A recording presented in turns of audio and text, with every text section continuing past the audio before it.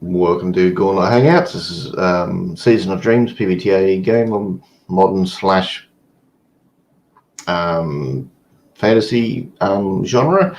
My name's Blake, and we're just going through character creation.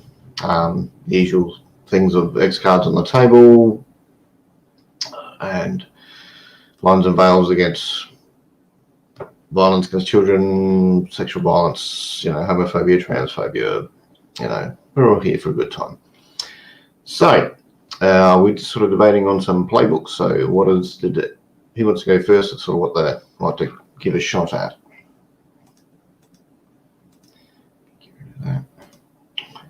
Got a notification from YouTube saying you are now gone live. It's like, I know, I pressed the button.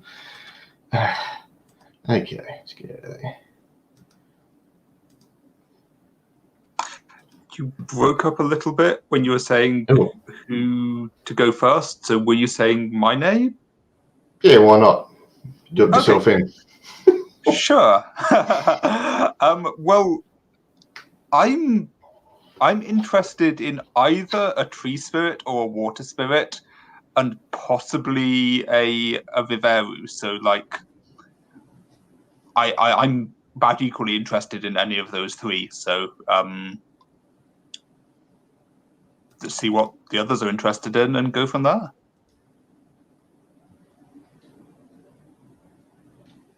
I'd probably be interested in Tree Spirit or Lugat, if I'm pronouncing that correctly. Yep.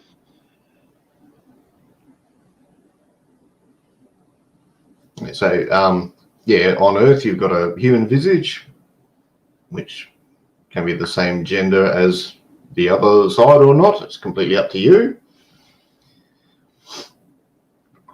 But yeah, so Lugat, you got your bat folk, your Viveru is either fox or otter.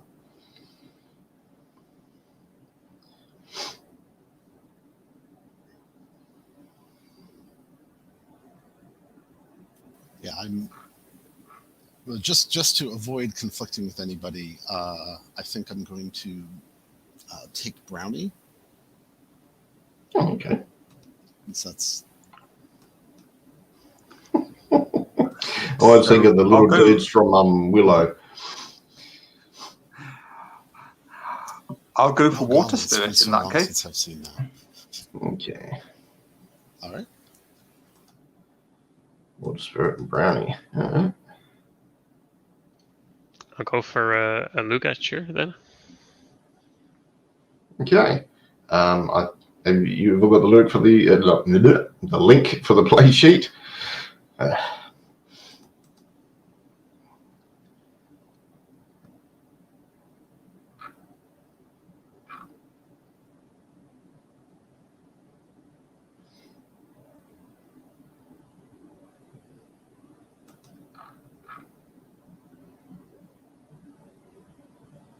I'll take the gray one if that's okay. So the third column.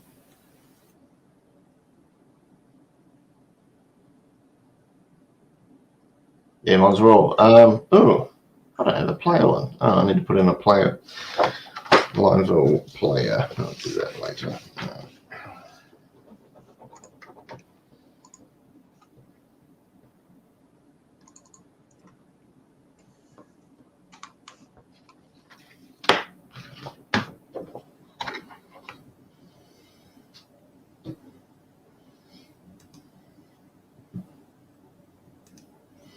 Now it is PBTA, so it's the usual 2d6 for everything, 7 to 9 mid-range results. Speaking of which, I need to get a dice room up. I always forget that. Roll with me. Let's go with that. It's still got Liminal Oxford written on it, but we'll go with that anyway.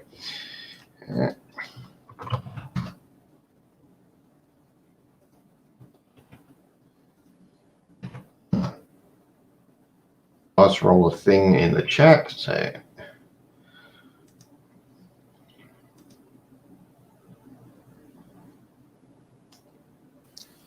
All right, I'm going to go with Doshin, or in human parlance, Doug. Or would Doug should work as an English name, right? Sure, yeah. It's just, I mean, the game takes it wouldn't generally be takes place in. Is that- No, it can be Douglas if you want. I mean, the game takes place in Salisbury, but maybe your parents came from Pakistan or whatever. It's up to you, you know. Oh, true. Fair enough. Yeah. Well, it's more that's the not the brownie name, but the human name, as it were. Yeah, that's fair enough. Yep. Got it. The brownie name is probably something like, you know, he who digs with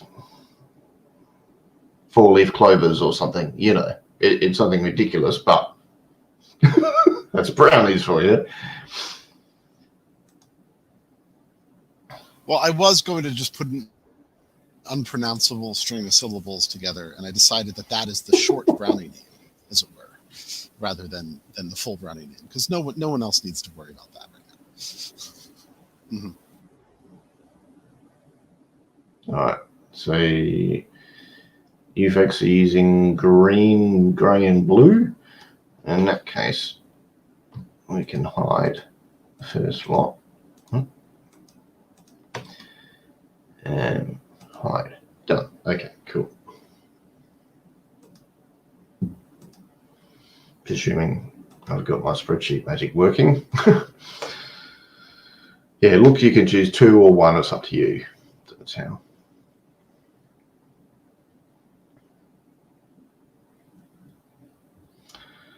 I was after listening to Hearty Dice Friends with Grant Howard and Chris Taylor. I can see that the pick lists are good. It helps you have a range of choices, but not whatever, because it's too open. Okay. Doug. Okay. Brooke. So many games I've played where people go all the way through everything, right down to equipment on their character, and then they're like, oh crap, I can't think of a name. That's right. Yeah, that's me right now.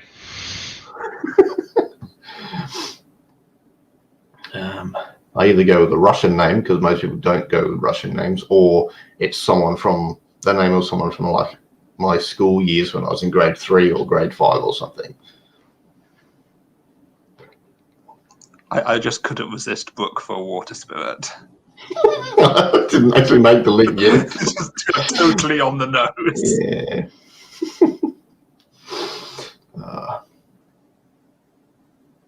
The amount of Shadowrun novels I read where there was a dragon in disguise as a human and they're going around as Mr. Drake.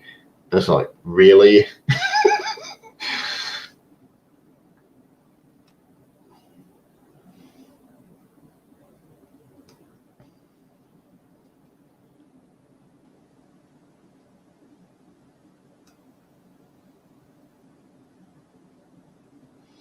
Yeah, I spent a fair bit of time on the spreadsheet, and then you upload it to G Drive, and then it's like, oh crap, half the formatting goes out the window, and you've got to do it again.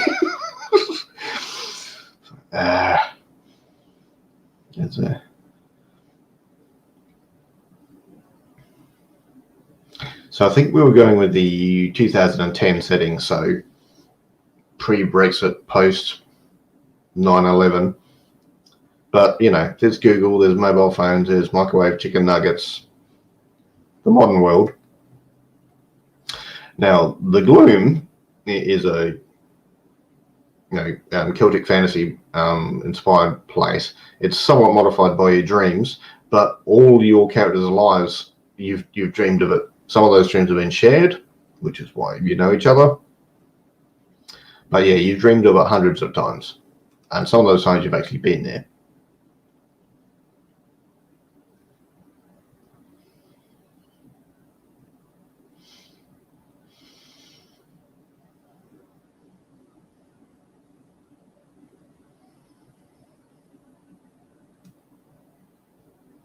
Mature, tired. Okay. Excited, rugged.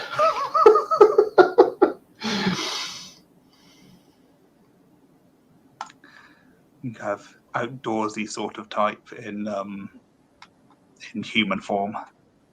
Fair enough.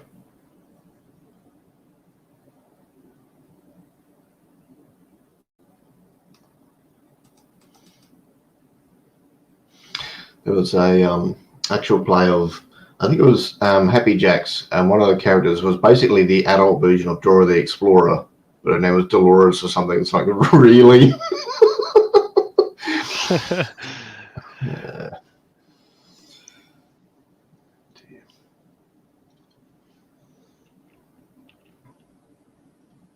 What is recruiting? It's the So, gift of God power that gives me a bonus to recruiting. yeah, so you're not just swapping favors, they pretty much work for you. And also, you kind of, if you work for a faction or so that's... are a member of a faction, you're getting them onto your way of thinking. Okay.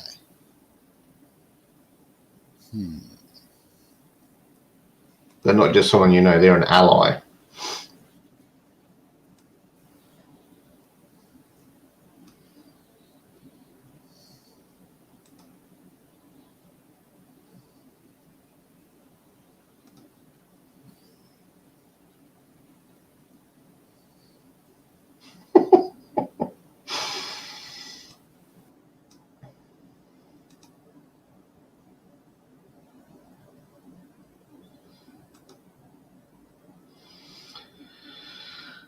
Okay. Is that Latrice? Yep. Okay, Latrice, Doug, and Brooke. Okay. Let's get into the interesting bit. All right. So the Fate Weave, it's an individual choice whether you've worked in the past. Doesn't mean you currently work for, but in the past you've worked for either the Iron Union, Hallowed Nine, Forever Gold, and Sapphire Throne.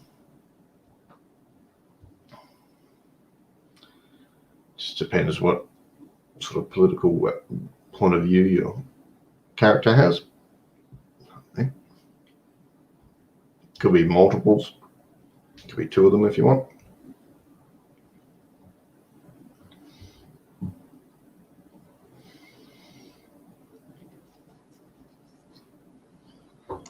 Just make it bold or color it in yellow or whatever.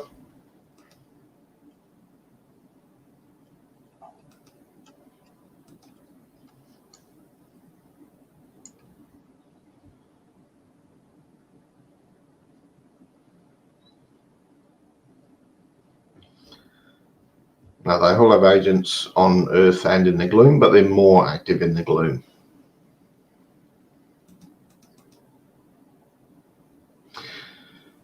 Now, who's Latrice? That's you, Sean? Yep, me. Okay, so with a Fate Weave, when it's you helped PC1, so you picked one of the others. So, for example, it might be in either the Gloom or Earth, you and Doug worked against Banshees as just an example.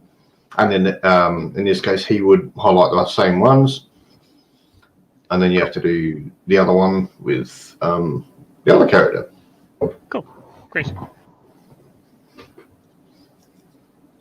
Not sure if that necessarily made sense, but... No, that's perfect.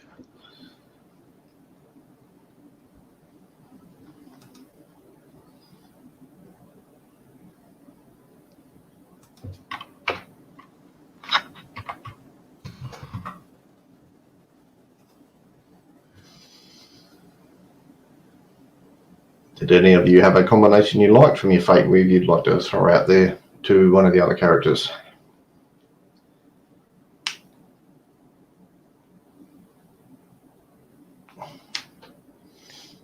So I'm thinking. Sorry. No, go ahead. Is there anybody who would like me to have helped them with either the Viveru or the Bodok?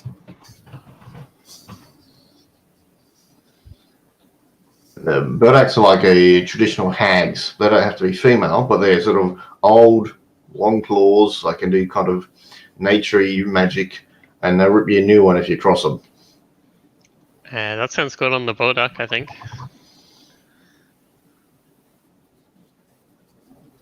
Okay. Right. So, Sean, right? Which of the characters is yours? The trees. I will put in square Okay. brackets that it's by Sean. Got it. And your character is Doug. Go, Sean. okay. Now, was it you just had a difficult negotiation with the Bodak, or you actually killed one, or did the Bodak rip you off? What do you think happened? I'll let you fire away if you've got anything, Doug.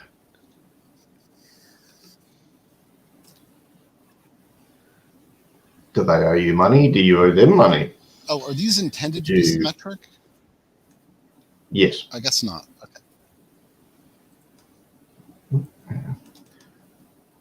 Okay, so that so then the okay, if they're symmetric, how does that work? With So yeah, so you just need 2 each basically.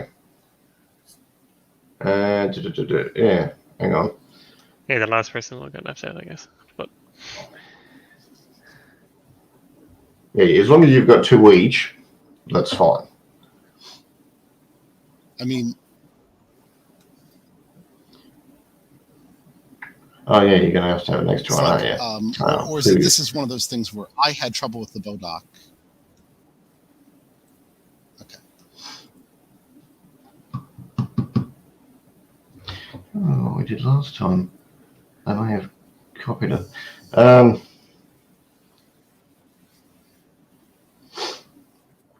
Yeah.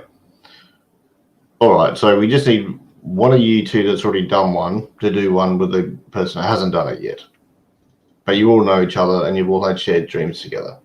And I'll fix up the character sheet another time. Right. I mean, it occurs to me that, I mean, I guess my immediate reading of that is each of us is picking something that another character had trouble with that we help them with. Yeah. Right. And ideally, something you've done together. Yeah. And nobody gets left out in that. Yeah. Right. So we don't necessarily have to go like left to right or right to left or anything, but yeah. No. So the Bodak, did you set them up on a blind are. date and they're angry, or you're not sure on the what? Right. So I like to think that I was making a delivery to a Bodak, or a delivery that a Bodak was trying to prevent.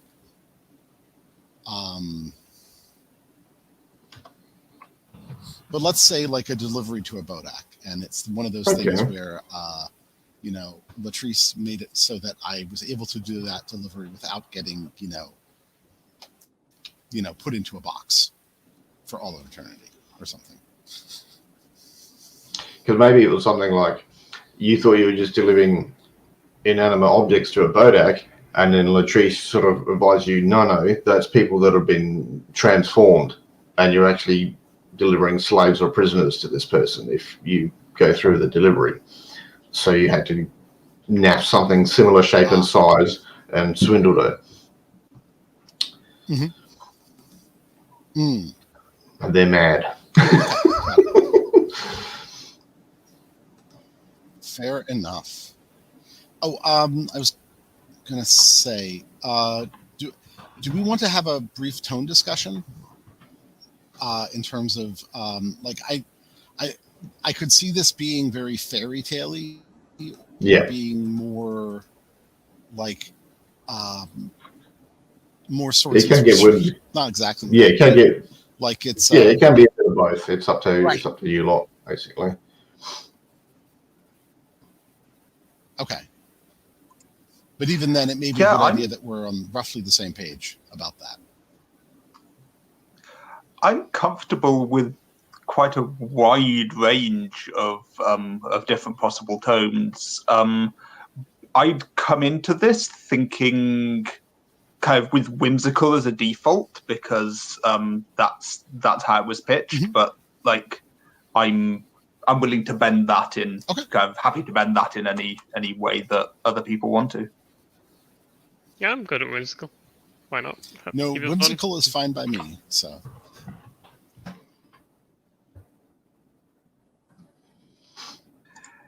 Yeah, I guess I'd like there to be kind of like a bit of kind of urban fantasy trope stuff in there just to kind of justify it being in 2010, but that can be kind of like whimsical urban fantasy, if that makes Yeah, sense. yeah. Does that make sense to everyone? Yep. Mhm. And if that's if you've decided you've finished kind of with how you help with the Bodaks, right?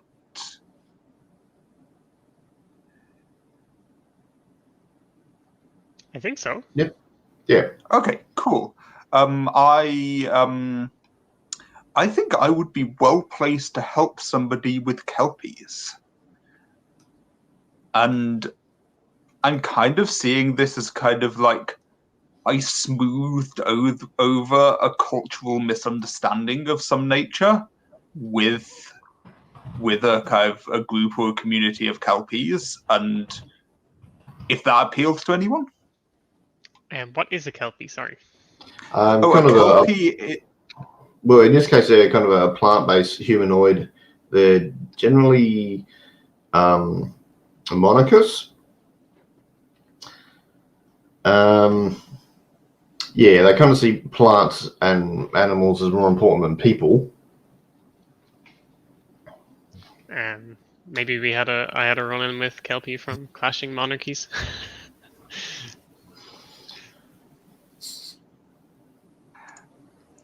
Yeah, I'm thinking that like I was envisaging Kelpies being more water based, but maybe they were kind of Yeah. like on the kind of waterside plants or whatever. I'm thinking it was kind of like willow these trees were and stuff. Yeah, these were Kelpies who had some sort of kind of like mythological connection with, and therefore kind of was fairly close in kind of mythological sort of culture, even if I wasn't close in political outlook, and so I was able to be like, yeah, actually Latrice didn't mean any harm by this, and kind of like and kind of like negotiated some sort of kind of amicable arrangement that stopped them kind of getting all riled up. That work? Yep. Yep, seems good to me. Okay. Cool. So that was with Latrice. Okay.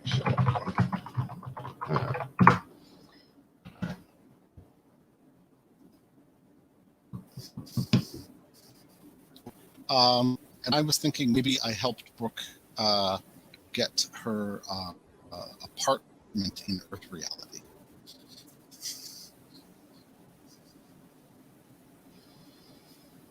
Yep. Because I'm pretty. Yeah, I think I'll have to revise this. I feel like I'm the older human one of the group too. I think I'll need to revise this fate weave sections. No, you can do that, and I need to revise this fate weave section. So just delete the bit and then writing whatever. That's fine. Okay, but yeah, you've all had shared dreams before. You all know each other. Okay. Mm-hmm. So we got Latrice the Lugat, Doug the Brownie, and Brooke the water spirit. Okay.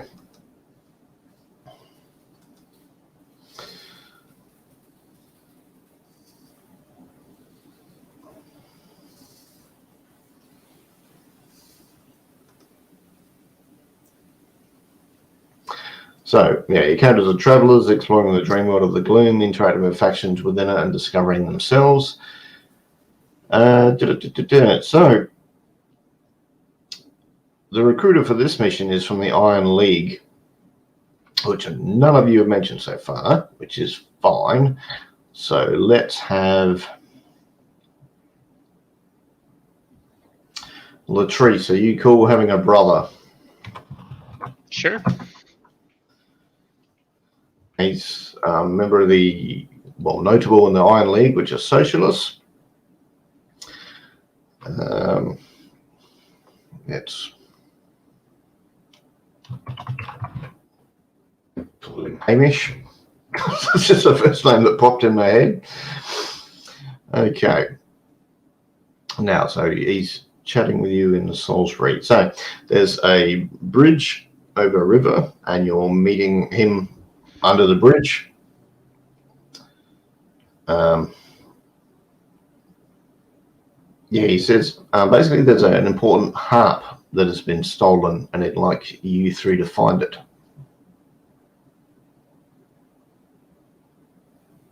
Certainly. Yeah, Iron Union. How the hell did I get Iron League? All right, bloody nouns. Okay.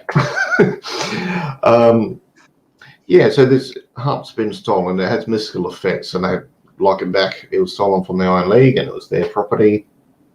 And if you three are willing to sort of go and find it, they can reward you. Yep. Any information? Go ahead.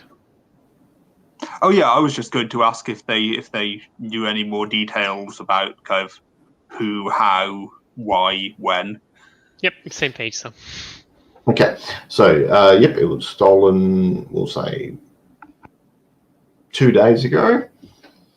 There's some just north of Salisbury. There's a bunch of tracks where they believe the thief, burglar, whatever, took it.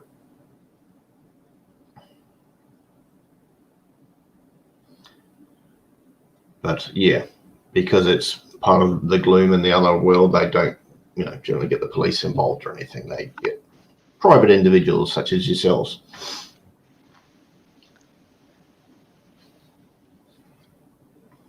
And none of you are human, so you all would have been born in the gloom, and then you sort of came to Earth at some point and lived your life, got apartments or whatever.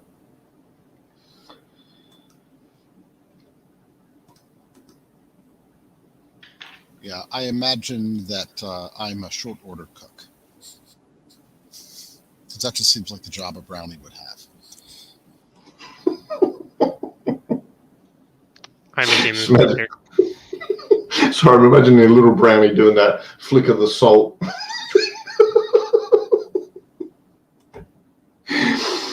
Oh dear. Alrighty. I think I relatively recently came to Earth, so I think I'm just kind of have been getting by doing various kind of gig economy jobs, kind of delivering things and kind of some short jobs in retail and such like. Like I've been kind of like finding my feet basically. You could be a cab driver, because this is the early. This is 2010, right? So we don't quite have Uber yet. So you could be the old style gig economy where you have a boss. That is true. A cab driver with shifts and everything. Yep. I'm kind of gig economy is so ingrained in my head that I kind of forgot it looked really very different in 2010. But yeah, cab driver works well. Okay, just gonna go. I mean, we're in the era of flip phones.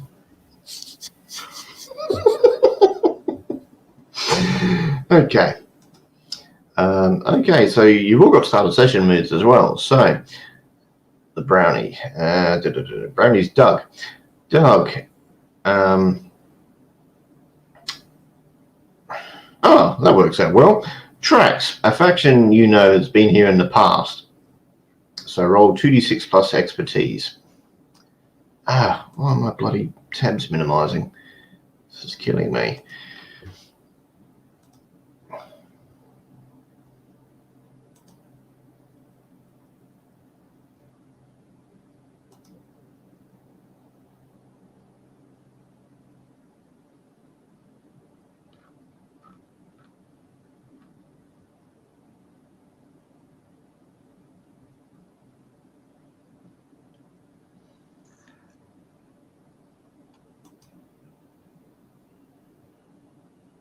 So that's a 13.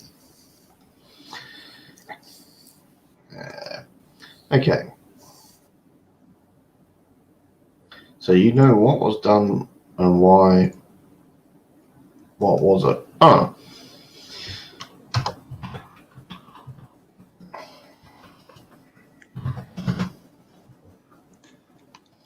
Remind me what Okay. we're rolling with? The connection broke up a little bit.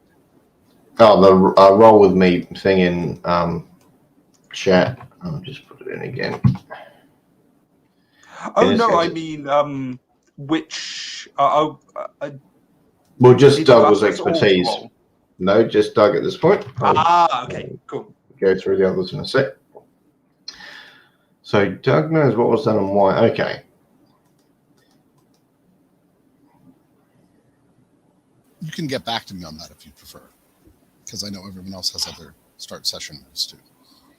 Well, there are actually tracks involved in this adventure. So there's a point when you look at the tracks where they're split into 3 different directions. So we can say you found that point.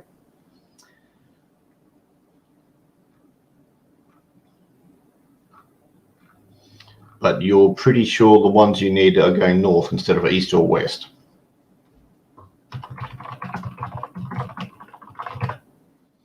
It's something familiar about them you've come across before. You know, maybe it's a smell, maybe it's the shape of the tracks. You tell me. Well, I'm thinking that because of my sense of smell, it's probably part of my tracking is going to be olfactory. So I'm suspecting that there's a faintly familiar smell, like maybe someone who's been in the. I know Britain doesn't really have proper diners. I forget what the equivalent of a greasy spoon is in a small southern English town, but whatever that is, basically the neighborhood cafe kind of place. Yeah. Probably it's a pub. So I think I recognize the smell from someone who'd been in there, but I don't know who it is.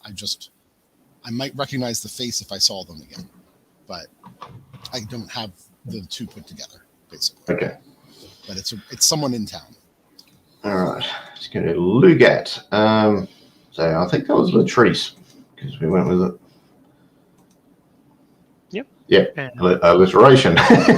Okay, so your start session move is listener. So there's whispers in the wind about a roll plus charm. Roll plus charm. Cool. So,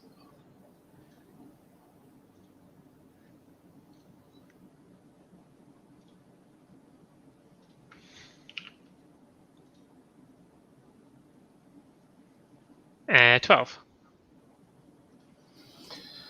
Okay, we're rolling well so far. So you choose beasts, humanoids, or spirits. Beasts. All right, so the sort of rumors there's been beasts sighted in the area. We're going to say horse-like. Cool. Have you dealt with the horse-like creatures before at all? Sorry? Have you dealt with horse-like creatures before at all, or I don't think so. love them, afraid of them? I think this might be one of my first encounters with them. Horse life. And the truth doesn't come across them that regularly. Okay. Safe choice. All right. And then we've got Brooke. Brooke, the water spirit. I need a bigger monitor. There are too many friggin' screens. Okay. Your start session move is realm set. Oh, yeah. So roll plus charm, please, Brooke. Oh, no one's got a double yet.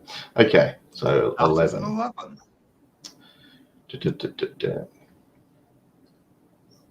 So you smell something familiar. You choose whether it's from the gloom or from Earth. I don't think there's that many things that are familiar for me from Earth yet, so I'm going to say it's from the gloom. Okay.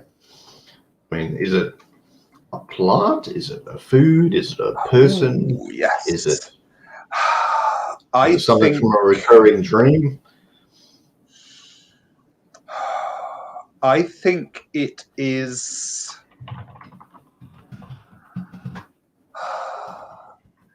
I think it's the smell of a flower. Maybe the smell of jasmine, and it's. But I don't know whether it is. It's something that I've been kind of like smelling a lot of places in the gloom, kind of more than I would expect. It's kind of like, and it's like the smell of kind of someone's. If you walk into a room and someone's been wearing perfume and has just left, it's kind of there's a lingering smell of jasmine, and that's here as well. It's not, for you, it's not associated with someone you know or a place. It's just the plant. It's. Yeah, I might actually be more specific with that, because otherwise it doesn't give you much to go on. I think it's associated with someone I know, and I think that I'm struggling a little bit for specifics, but I think it's someone that I would kind of. I've had dealings with in the past and would prefer not to cross again. And I can. Former associate. Can I? Yeah, former associate, and maybe would it work to leave it to you, kind of like what sort of former associate works best with the story and with what you're planning? Yep, you can do that. Okay. Okay, so yeah, and then Hamish from the Iron Union contacted you about the theft of the harp they'd like retrieved. Doug helped you sort of follow the tracks, and the tracks split into three. They go east, west, and north, but in this case, Doug thinks north is where you want to go. There's like a familiar smell of someone he's seen or met at a pub or something.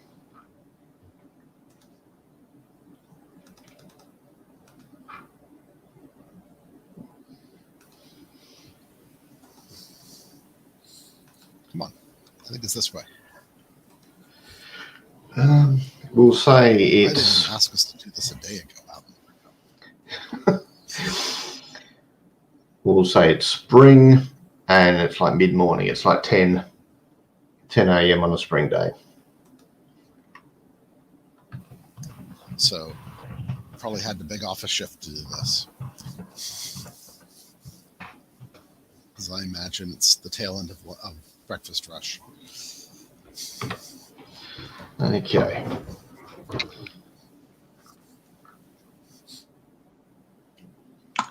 Yeah, I think I simply no-showed. That seems like it would be my style. I just because not because I'm a kind of like irresponsible person, because I don't know yet that that's a serious issue.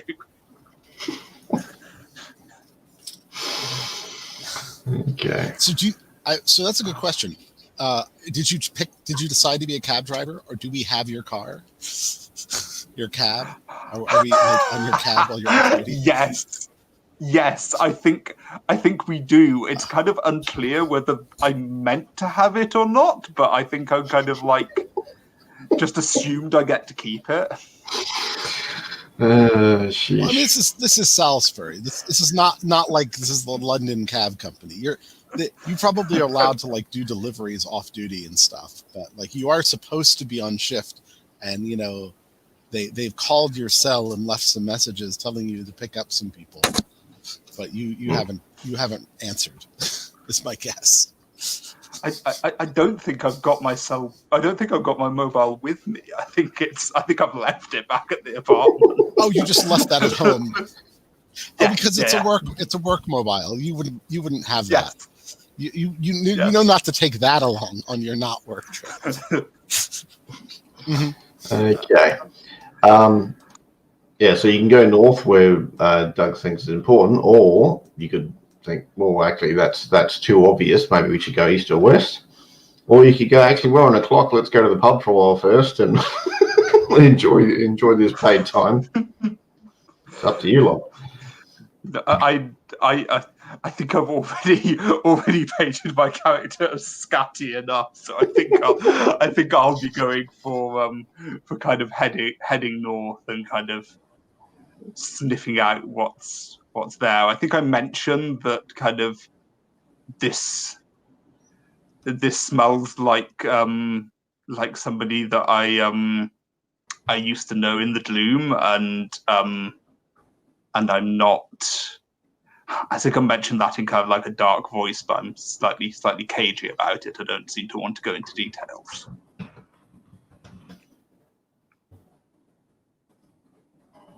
Yeah, I've got to trust Doug's senses here. All right, so going north. The northern tracks, I guess you're kind of slowly driving along, and every now and then you get out, look at the tracks and stuff. Okay. It looks like the tracks sort of go to Stonehenge. I don't have a picture handy, but I'm sure you all know what Stonehenge looks like. Yeah, and the tracks kind of lead around. Basically, whoever tracks is where it looks like they did a bit of sightseeing. They just had a good look around Stonehenge, and then they went off to the side in the hills.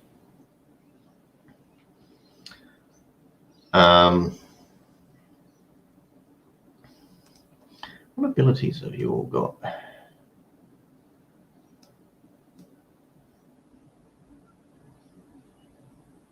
Huh.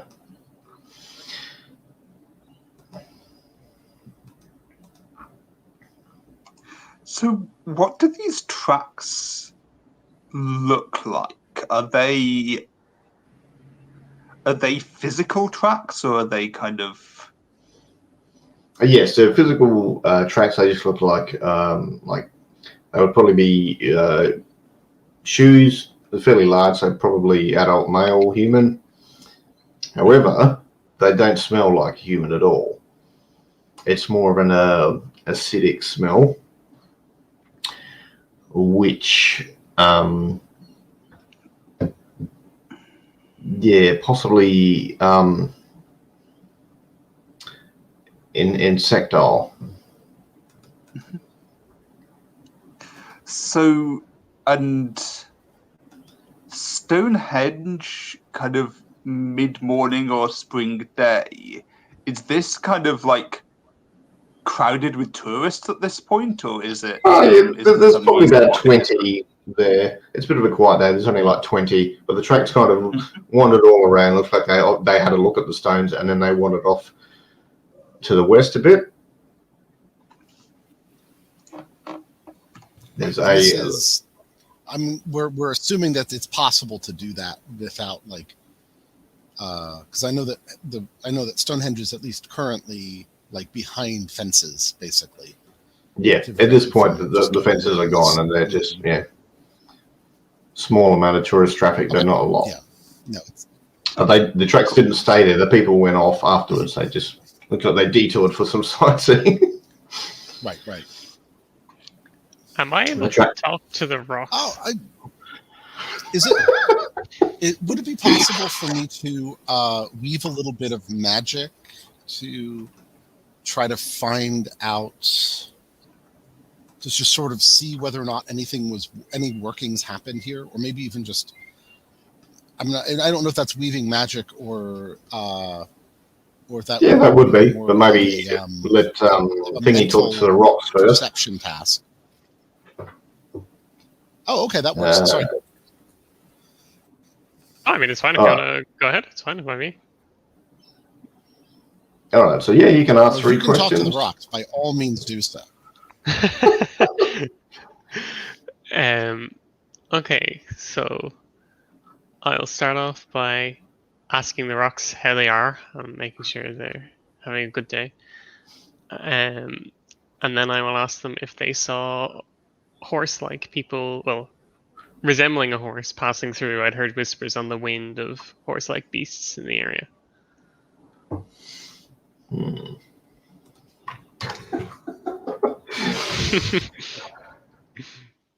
Hopefully the tourists don't overhear you.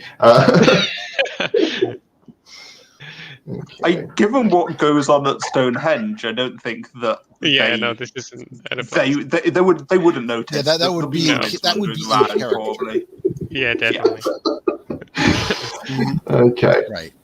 Um, You might have to worry about someone asking if they could get some of your hallucinogen supply. That's about the yes, there's a horse-like creature went west. You know, they would give you a long explanation, which means to follow the path of the sun. But yeah, horse-like creature went west. You got 2 more questions. And did they have a harp with them?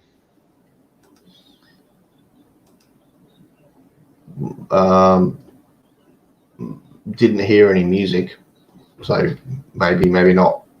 Right.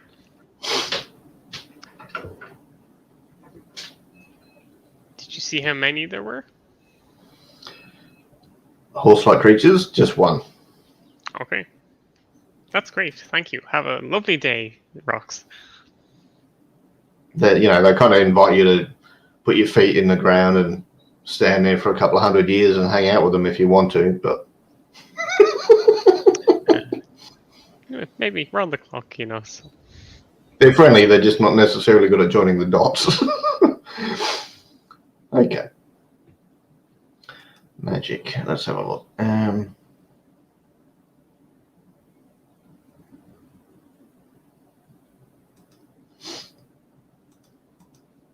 Yeah. Actually, you should have used magic to do that, but that's all right. We'll just say you did it. Margaret, you've already done it now. Okay, so you just want to have a look around. Doug. Yeah, well, you can tell the tracks go from Stonehenge to the east, I should have said, down into like a gully.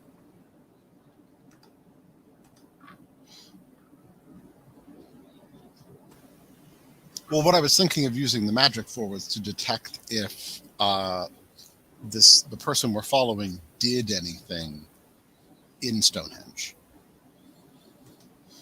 while they were wandering around, if that makes sense. Yep. Okay. That sounds like roll with expertise. Got it.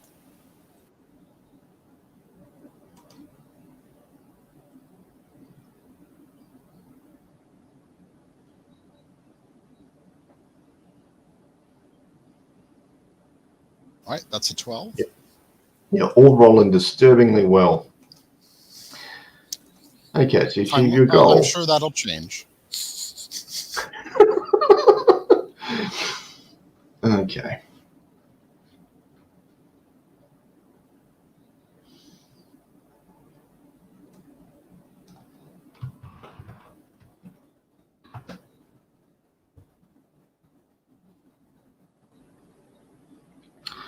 So Doug, hang on, Doug's a brownie. Okay, so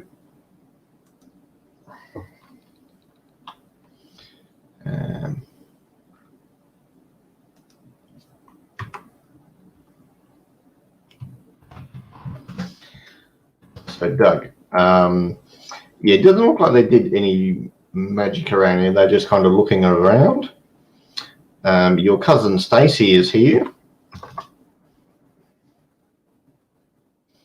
Like, Doug, what are you doing here? This is my spot.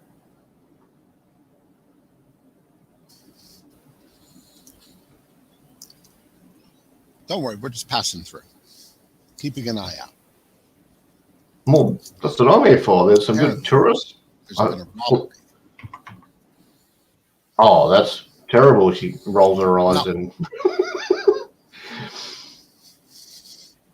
Well, you know, I'm trying to fleece some tourists, so you know, see if you can pass on through. We'll catch up another time. Do you want some help? From you? You're not good at fleecing tourists. Well, no. Oh, fleecing. I thought you said fleeing. Never mind. I'll just leave you at it. Have fun. I got the order confused. Fleecing happens first, then the fleeing. You didn't finally realize you were get on it. stage 2 yet. After all these years. Okay. All right. I think at this point I pipe up and ask Stacy whether she's seen kind of anyone like the horse like creature coming through, or whether there's been other weird things happening, or whether it's just been a normal sort of day. I think it feels like a roll with charm to kind of, because I'm trying to get information. Yeah, you don't need to roll in this case. That's all right. She'll just say, nah, haven't seen any horse creatures, but the portal's been used recently, so. And there's a couple of there's like a willow tree, and the what do you call it, vines, I guess. They're just sort of hanging down, and every now and then they'll twist in a certain way that forms a kind of diamond shaped that you didn't previously notice, that you do now. It's like, oh, well, that's a portal to the gloom that she was gesturing to. That seems like a next. I mean, I think I just kind of like look at the others and kind of incline my head at the portal and kind of say, "Shall we?"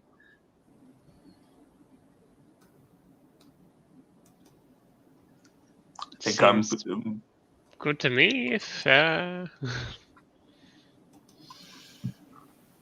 mean, I do want to check out that gully. I think at this point I'm kind of like halfway to the portal, running towards it. But when you say you do want to check out the what did you say you wanted to check out? The gully. Yeah, the tracks in the gully go to the portal.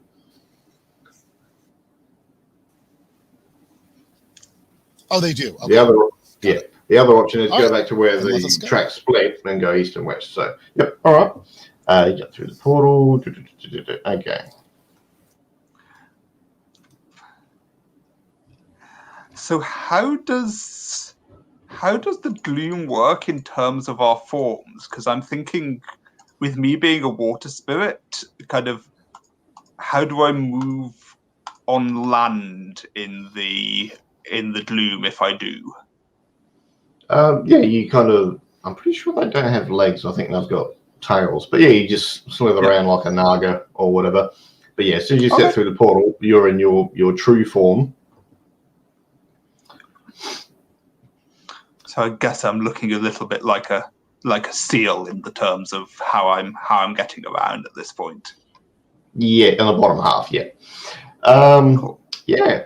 All right. So when you step through the portal, you know you're in the gloom. You've been there before. You're in Moorland. It's cold. It's not spring here.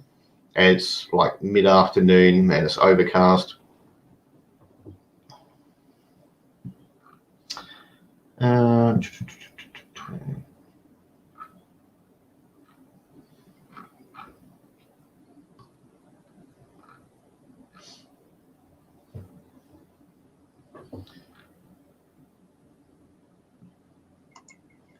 I think Okay. So yeah, there's think some I start- moorland and you're on the coast. Mhm.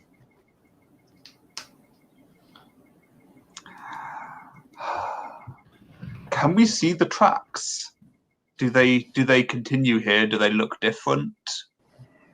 Yeah, that would be a physical mental task roll with expertise in this case.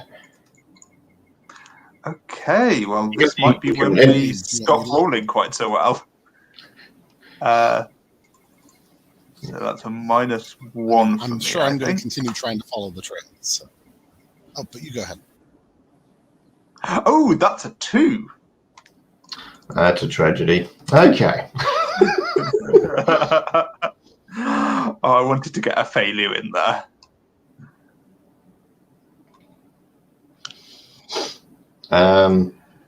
The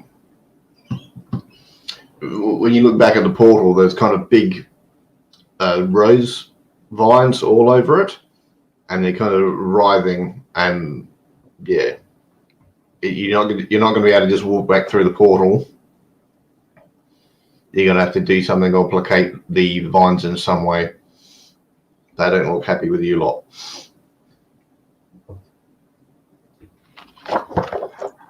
Maybe we worry about that later? Kind of casting my eyes back.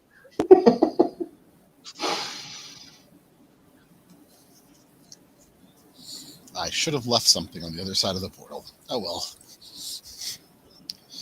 We were in a hurry. I think I tried to look sheepish and fail.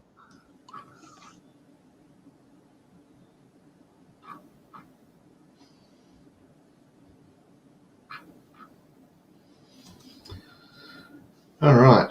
So I failed to find the tracks. It's getting darker. So you're in moorland on the coast. I'm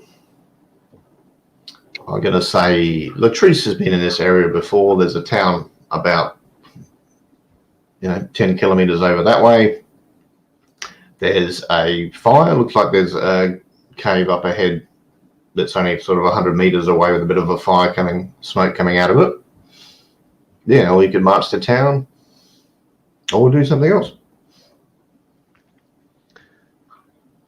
Well, if I mean, I'm used to sleeping upside down, so the cave's fine by me. But the town is quite nice. So if you wish somewhere maybe more comfortable for your kind, we could maybe head towards the town. I mean, for my kind, we'd be heading towards the sea, but I don't think that This would is true. work for This is very for valid the point. but maybe we should check out who has that fire in the cave. Yeah. How does that sound to you, Doug?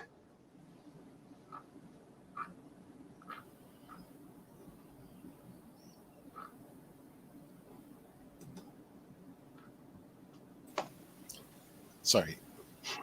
There was a little bit of breakup there. So, as in, head down to the town and see what happens. See if we can find anything. I was suggesting heading to the cave and see who made the fire. If I'm breaking up, I might just switch to a different connection, and I'll be right back. Okay.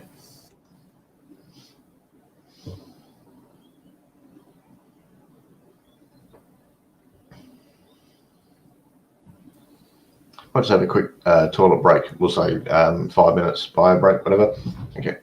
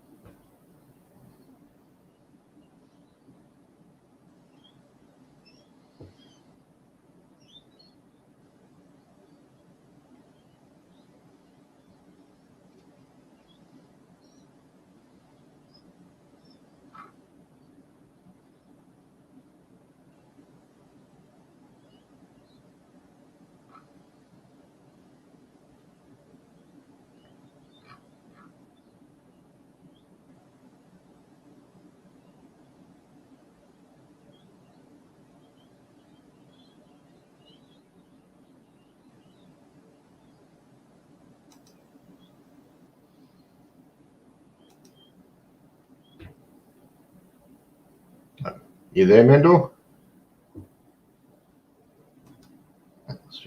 Oh yes, sorry, I couldn't leave. So No worries. Yeah, so did you decide that you go to the cave or the town or something else? no, if Brooke wants to go to the cave, then let's go to the cave. Okay. Mhm.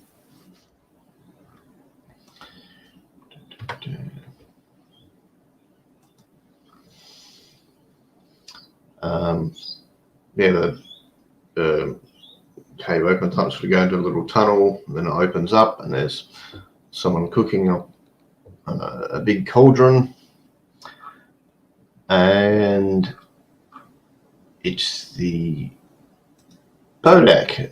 The Latrice and Doug had an event with previously. What's their name?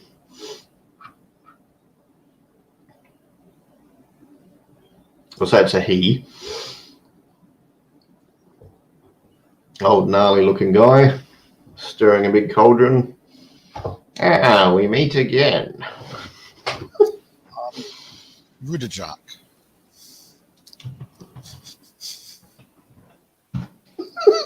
Rudajok. Okay.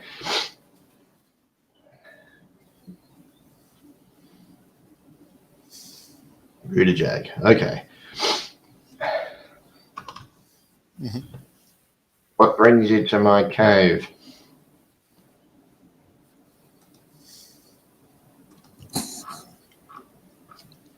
I didn't quite see a ownership sign. Well, I live here. So, hi. How are you now?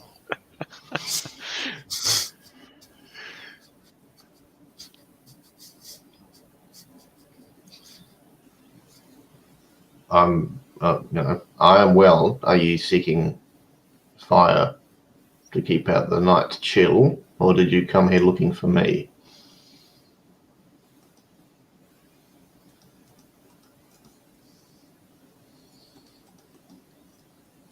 I mean, to be clear, Rudajak is not the person we were tracking, right? No. Okay.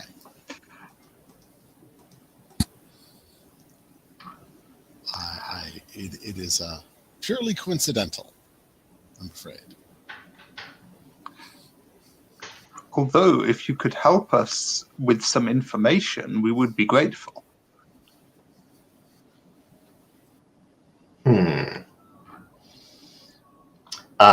Yeah, Rudajag is the smell you picked up in the pub, Doug. So it's obvious that they've been to Earth a few times. Is the person. Um, Okay. Well, or right, he's not the person we were following, though. No. You smelt them in town before you were given the job. So now you can place that smell. Ah, okay. Right. So not at all got purely coincidental, is it true? Okay. Mm-hmm. I'm feeling like What? perhaps you elbow me in the ribs or something before I start kind of telling, spilling the beans to this guy. Yeah, most certainly. We both like simultaneously. I'll elbow you in the tail, because in the gloom I am short and you are presumably not legged. Okay.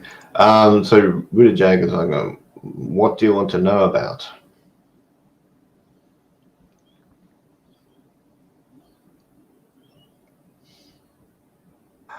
And I think I'm just silent at this point because I'm not quite sure why I've just been elbowed in the tail, but I don't want to put my foot in it. Well, put my tail in it. So I'm kind of like I think I just look at Doug and Latrice.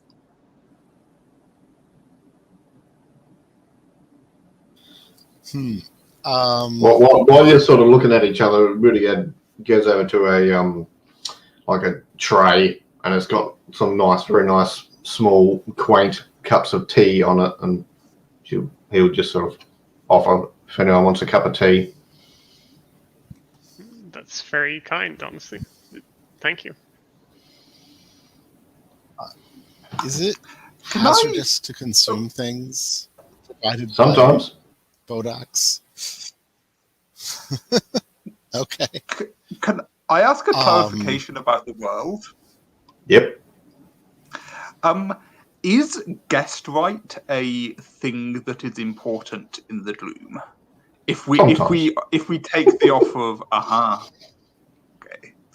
So I think I'm gonna drink the tea because Oh, and Latrice is already gone. Come on, I'm me. At the very least, it's a good idea for not all of you to, just in case there is an issue. It's a good practice. Well, okay. I was going to create illusory cups of tea, and that sounds great. So if we want to, if I can indicate. Yeah, they're reaching for the cups, and you're trying to do some magic sort of without being obvious about it. Yep, go for it. Okay, is that expertise or? I'm thinking charm, because you're trying to weave it into the conversation or your gestures without being obvious. Yeah, this is great. Okay.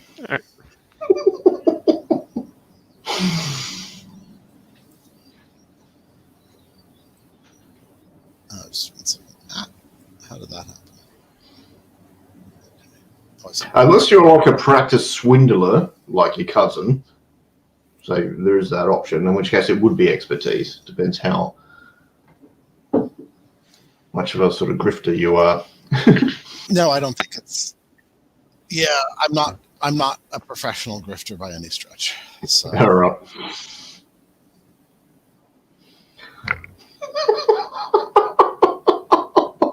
You weren't lying, it seems.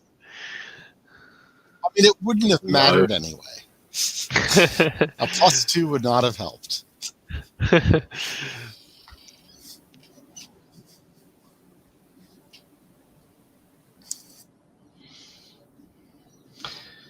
Okay, so you know the what's his name? Rudiger says, "Oh, you don't need to make the tea look better. It looks just fine." And there's sort of plant sap dripping down the walls now. It's just sort of a supernatural effect of the magic not working terribly well. You've drunk the tea. You feel inclined to do what he says. You can resist that compulsion, but that's just sort of your impulse at the moment.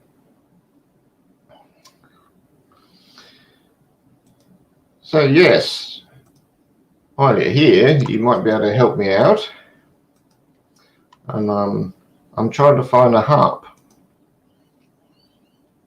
It's very useful, very valuable to me. Should we be marking XP as we fail? Yes. Is that right? Yep. Any 6 minus. Okay. Got it. Okay. So I think that means Yeah. Brooke is a fail as well, or an X as well. Yep. Oh, yeah.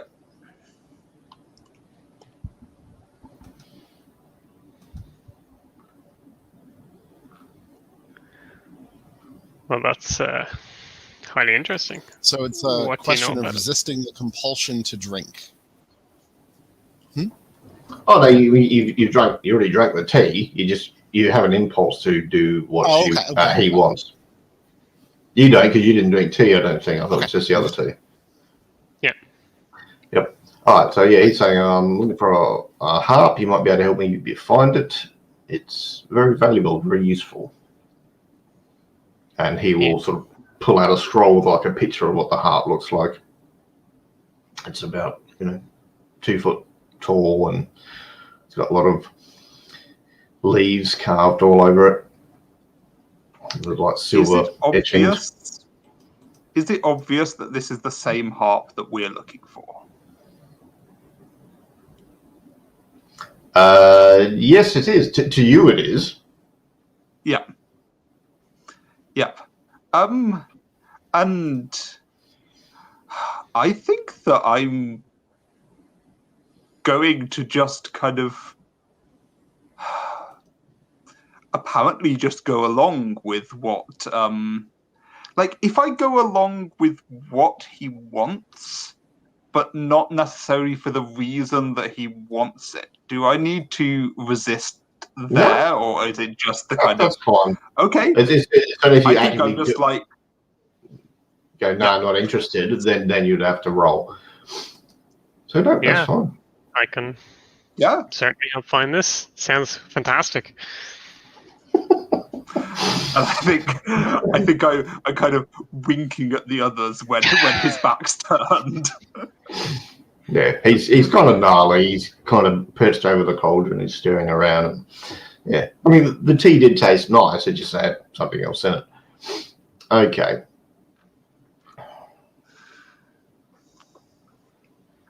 Okay, and I think I'm asking him what he knows about it, kind of where it is, why he's looking for it, kind of just kind of standard questions.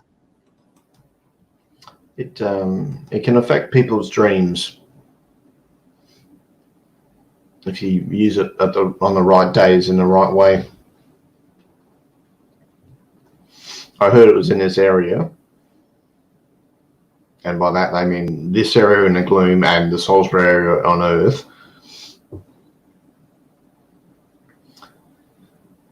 But yeah, Do you know where would be a good place to start looking if we're to find this harp for you as soon as possible?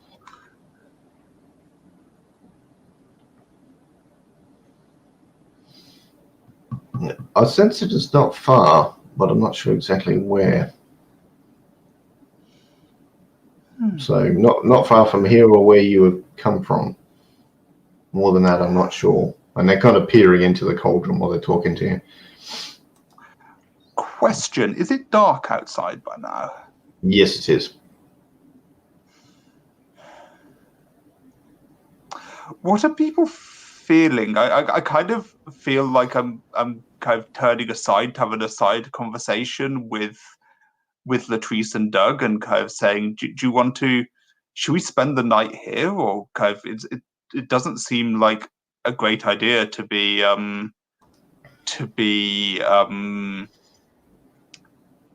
kind of braving the gloom at night. So should we ask if we can spend the night here? Yeah, perhaps it's too late to move on, and regardless, we've already drank the tea. I don't see what else could go wrong, really. Exactly. This is always my strategy. I'm glad someone agrees with me. I completely failed to spot the irony. Okay, Latrice, what in the cave or in the cauldron or whatever? What reminds you of a dream you once had? I think in the cauldron, it reminds me of a dream I had of something something strange being in the cauldron, something that looks awfully kind of human-like. What, like a hand or something? Or Yeah, exactly. okay.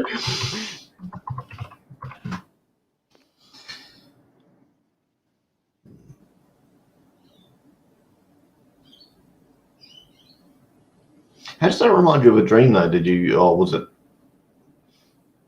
you had a dream you were human and you got married and there's an engagement ring and it looked like that hand or something? Or Yeah, sure, that sounds great.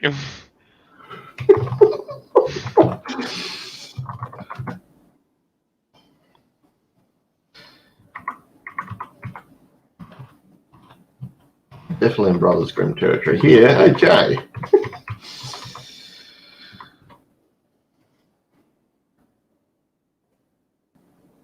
Maybe it's just the way the sort of the different liquids swirled in the cauldron. It reminded you of seeing that in the dream. And okay.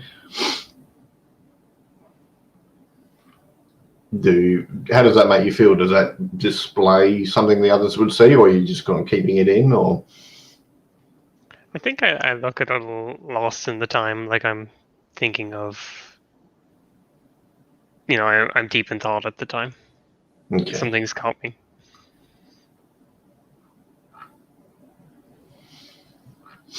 Okay. All right. Well, Rudy Jaggers doesn't mind you staying the night. They don't exactly have beds or anything, but there's a spare bit of cave floor you can lay on. It's not going to be super comfy.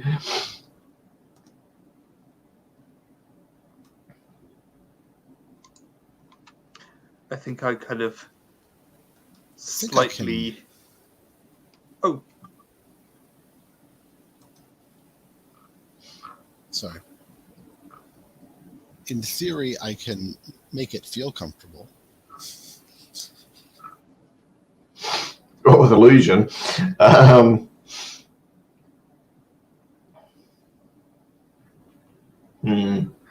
Yeah.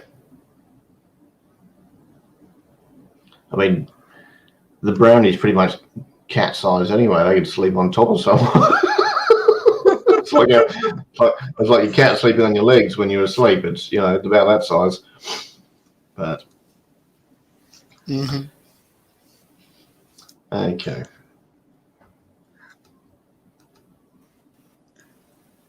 Yes. yeah. So I'm I mostly I concerned think. about, like, What was that? Sorry. Yeah, I think your sound dropped out a bit there, Mendel.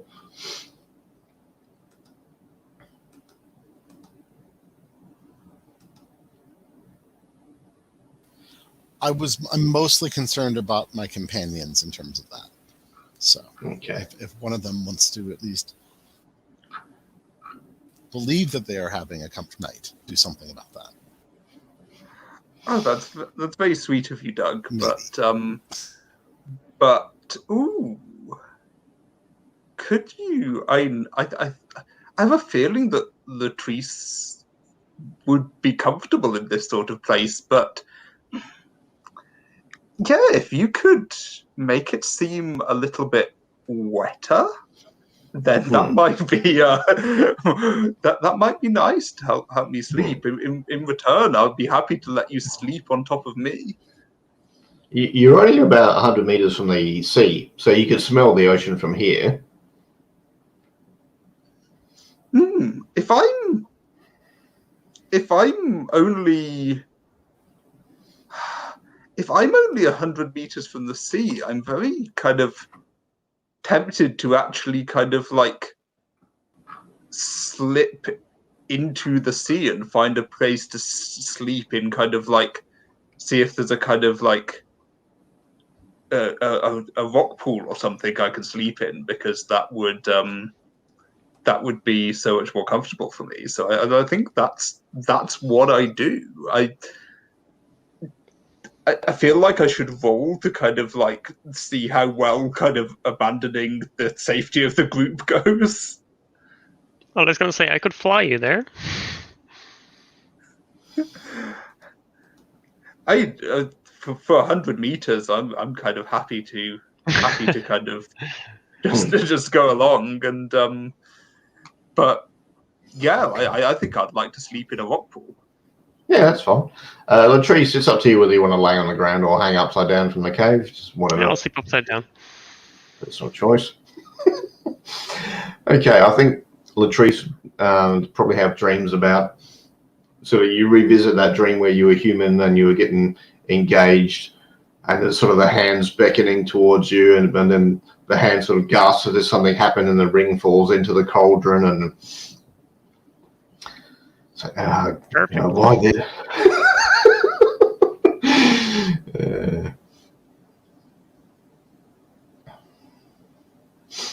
Is it your hand, or is it the hand of your partner in this dream?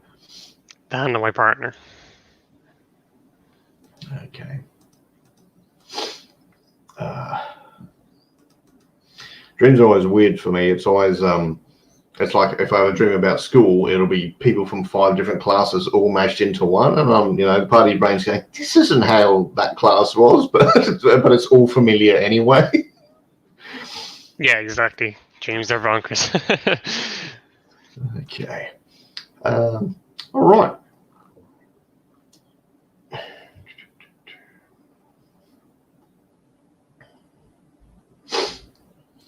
So I think you'll wake up in the morning. There's the need to find the harp and make the boat happy is quite strong.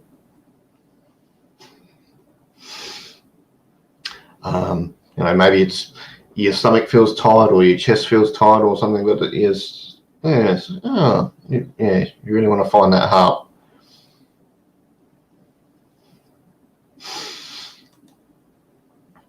Okay, it's morning, it's autumn, so it's cool breeze. Swirling clouds overhead, 3 of the moons in the sky. Okay. Lollop up from the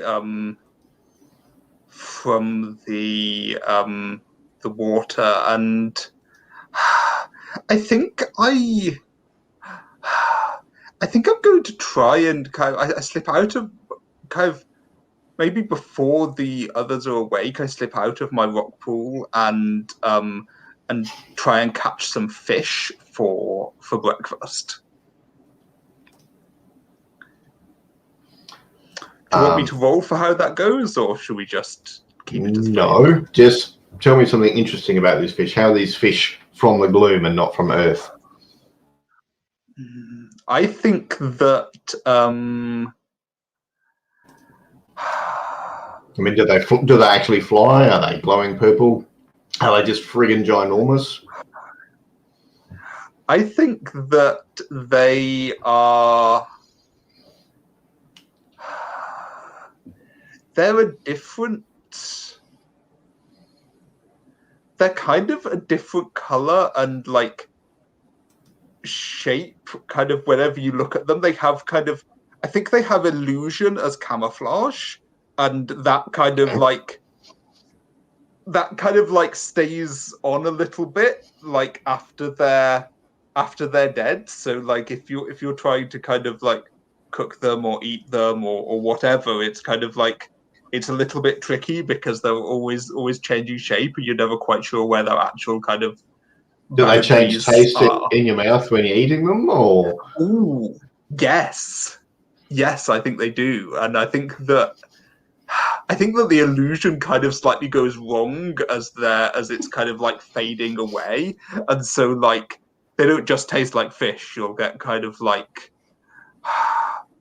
fish and pine wood and then strawberries and kind of just these kind of like kind of the fish equivalent of Bertie Bott's every flavor beans. Okay. But yeah, if you bring up enough, then Rudy Gagel will have some of them too. sort of nod as thank you. Good fish. Thank you. All right.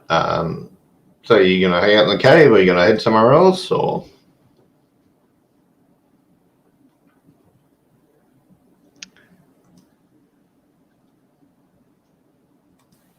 I'm trying to think, Can I do we summon? have Oh, go ahead, another Mendel. lead? I'm just trying to figure out if we have another lead. Yeah, I mean, you can go to the town, ask around if anyone's seen anything. You can try and get back through the portal. Have you got any? You mean you can talk to rocks here, see if they know anything? What else you got?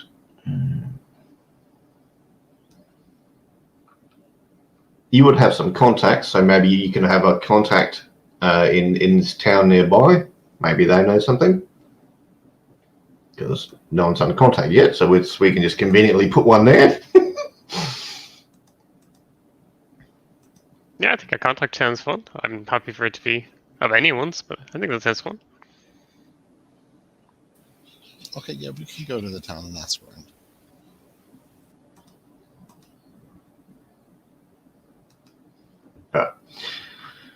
Okay.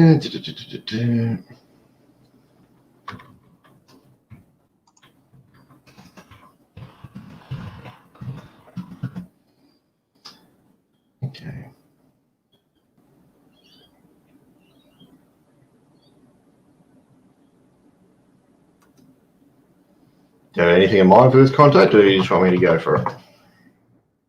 I'm happy for go for it, but if someone else has something in mind, that's cool.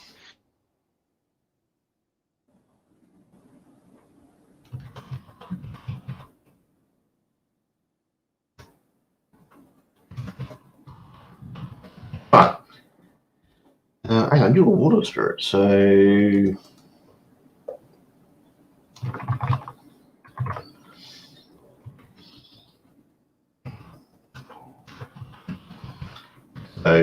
your dad is here.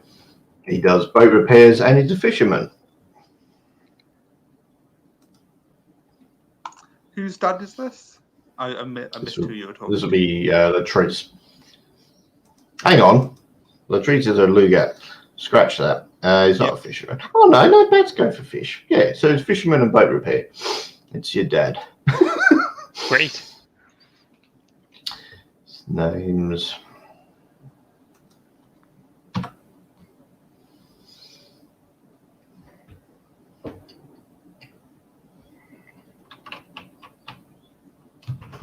Matthew, stuff up that'll do. So Matthew the fisherman.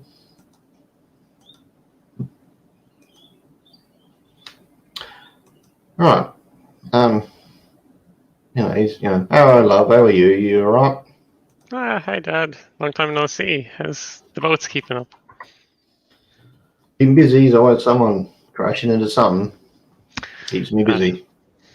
That's good. It's good. Good to hear. Well, not for them, but Yeah, sure. Good. Someone benefits from everything. It's the way life goes. yeah. So What's up? What brings you here? yeah, we're here on business. Actually, we've been looking for a harp, and I described the harp to him, and we think an individual came who was kind of horse-like in nature. We were tracking them back in Earth rather than the gloom. Any ideas?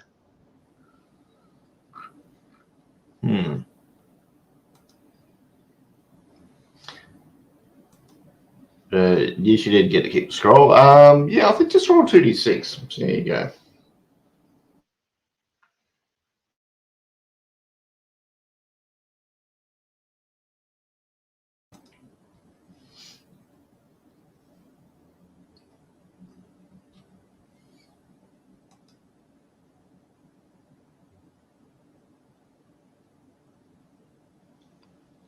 Do you want me to roll it, or is Yeah, Brooke yeah. rolling? Sorry, I thought Brooke was rolling. For the scroll, I got confused. Oh no, sorry, I was just asking for favour, kind of. No Whether you worries, do no the worries. classic kind of unroll it, kind of, have you seen this harp? Yeah, exactly. Yeah, no, sorry, I just got confused. I rolled 5 with 2d6. Okay. Haven't seen any horse-like beings. I saw some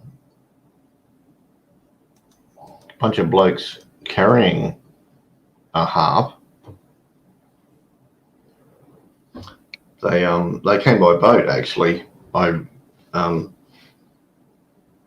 didn't want the boat anymore, so I bought it off them because it was cheap. It was damaged, and they said something about heading to the portal. But Right. now I think about it, I can't picture what they look like. So I think maybe they were, doing something to hide what they look like. Yeah, I can't picture their faces. yeah, you But should there's pretty good memory, Dad. So probably they but must there were have. 3 of them. They were fairly, stocky guys. Yeah, they seemed in a hurry. They didn't want to hang around and didn't want to talk about sort of where they'd been. But they did have a harp with them, and they did mention the portal. Right. Sorry, that's all I've got. No, that's better than what we had before. Would you mind if we took a look at the boat that they sold you? Yeah, it's just over there. So I go up and take a look at this boat, and is there anything that strikes me as unusual about it that kind of I notice on first glance?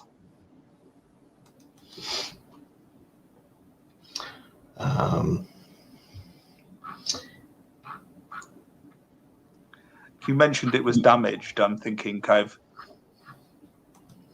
particularly interested in looking at the nature of the damage.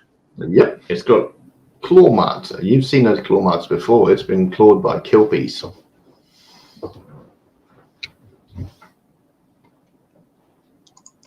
And I relay this to the group as I'm finding it, and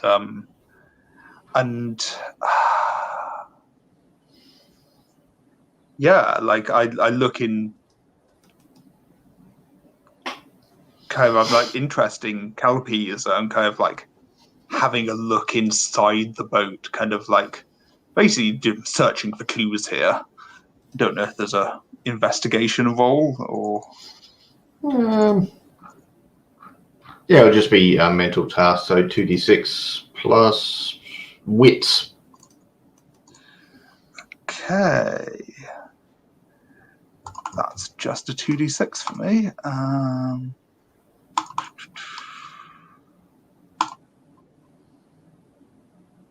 That is a 9. Okay.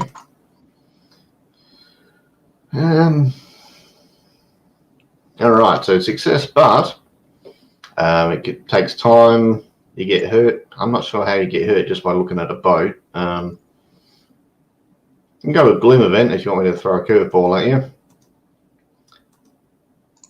Or go with which, sorry? A Gloom Event, which is like a special weird event. Yeah, that sounds cool. Let's go for that.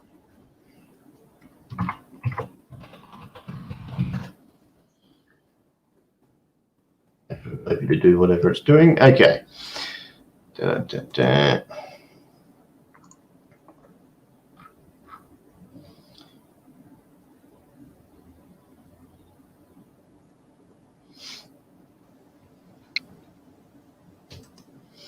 So, I don't know. Let's say 100.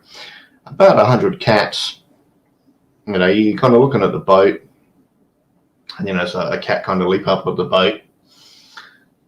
Sort of looks at you, turns around, sticks its ass, so it points its ass at your face, because cat. And then a few more cats come, then a few more cats come, and then there's about 100 cats, all within about 10 meters, and they're meowing and walking all over things and climbing over you. And This is complete terror to the trees. what are you doing? Are you flying up, or are you screaming? Away. Gone. I think I'm just kind of shooing these cats away with my kind of hands and my tail and kind of trying to still investigate. Like, is it obvious that this signifies something large, or is this just one of those things that happens in the gloom? One of those things that happen. So I treat it kind of much kind of a minor inconvenience to my day. I'm kind of like shooing these cats away. But it's up to you if it's up to you if it's significant. Like maybe some of them look like a cat that hassled you when you were younger, or maybe you're allergic to cats, or it's up to you. I'm going with allergic to cats because I think the idea of a water spirit who's allergic to cats is hilarious. I think the distaste for each other is mutual. Cats for water and myself for cats. Okay.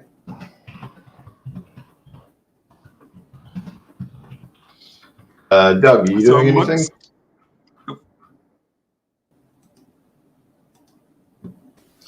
I'm probably just going to try to shimmy up a pole because the cats are probably about my size, right? Yep. So as much as Latrice is concerned, I am, I will give them some space. I do not have enough food for all of them. They're friendly. They're not being aggressive. They're just,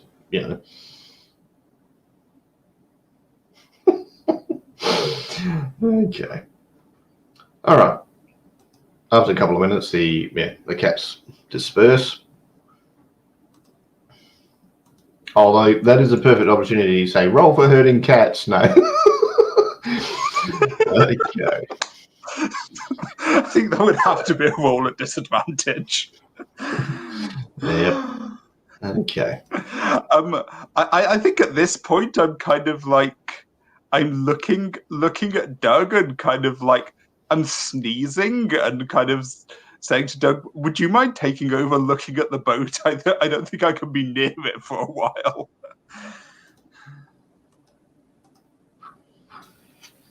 I was going to ask, can we do things with magic besides the two supernatural moves? Not really, no. Let's have a look. Okay. Let's see how this... Got it. All right. No, I was just wondering.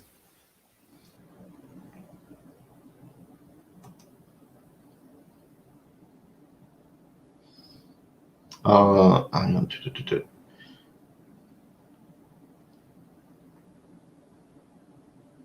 Yeah, you can learn sort of ritual magic later on, sort of after character creation, and then you can get a range of effects that you can try. Okay. But at the start, it's just those moves. Got it. Oh nope, I just was wondering. So, when you run more than one, help Brooke. Yeah, I mean, you shoot the cats away. They're not aggressive or anything. They're just getting cats. Okay, so you're in town. It's probably like 10 in the morning. It's autumn here. 2 of the moons are still in the sky. It's a cool breeze. Latrice, I think your dad's, once the cats are dispersed, your father's sort of looking at you and looking at Brooke as if to say, this special friend you should introduce me to, or...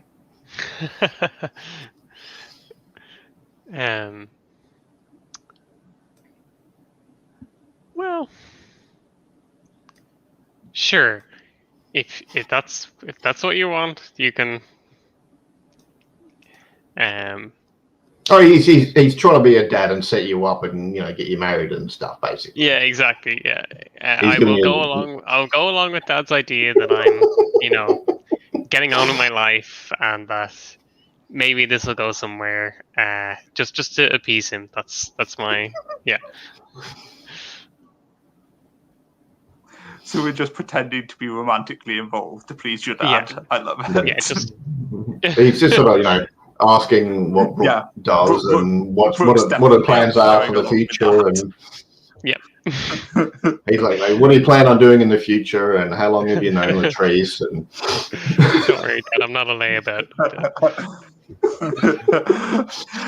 You're just giving quite non-specific, non-committal answers here. By the way, did I find anything in the boat, kind of amongst all the cats, with my kind of success? But apart from yes, you did. You found. Crap! What did you roll before? it's a 9. Or before that, were you talking? It was a 2 before that, I think. Yeah, it was definitely attacked by kelpies. You've seen their work and their claws and teeth and stuff before. There was definitely 3 guys or 3 people in it, sitting in it.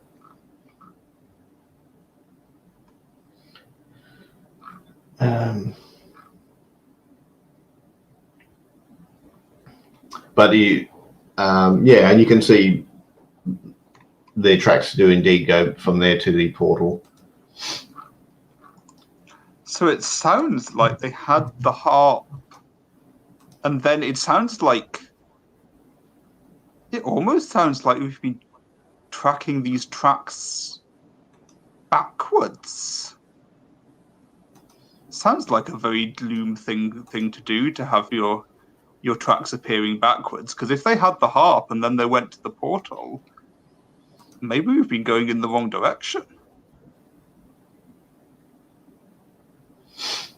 And maybe there's like a little bit of water in the bottom of the boat, and when you touch it, you can just hear a little bit of harp music right at the edge of your hearing. Is that is it coming for a specific direction? No. It's just around when you touch the water in the boat. I think I cautiously kind of put my hand to my lips and kind of like drip a drop of the water to see if kind of like I get more of a connection by tasting it.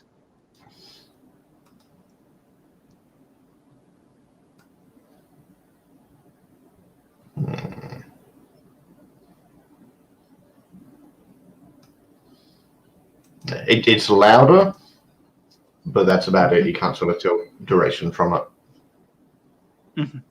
Sure.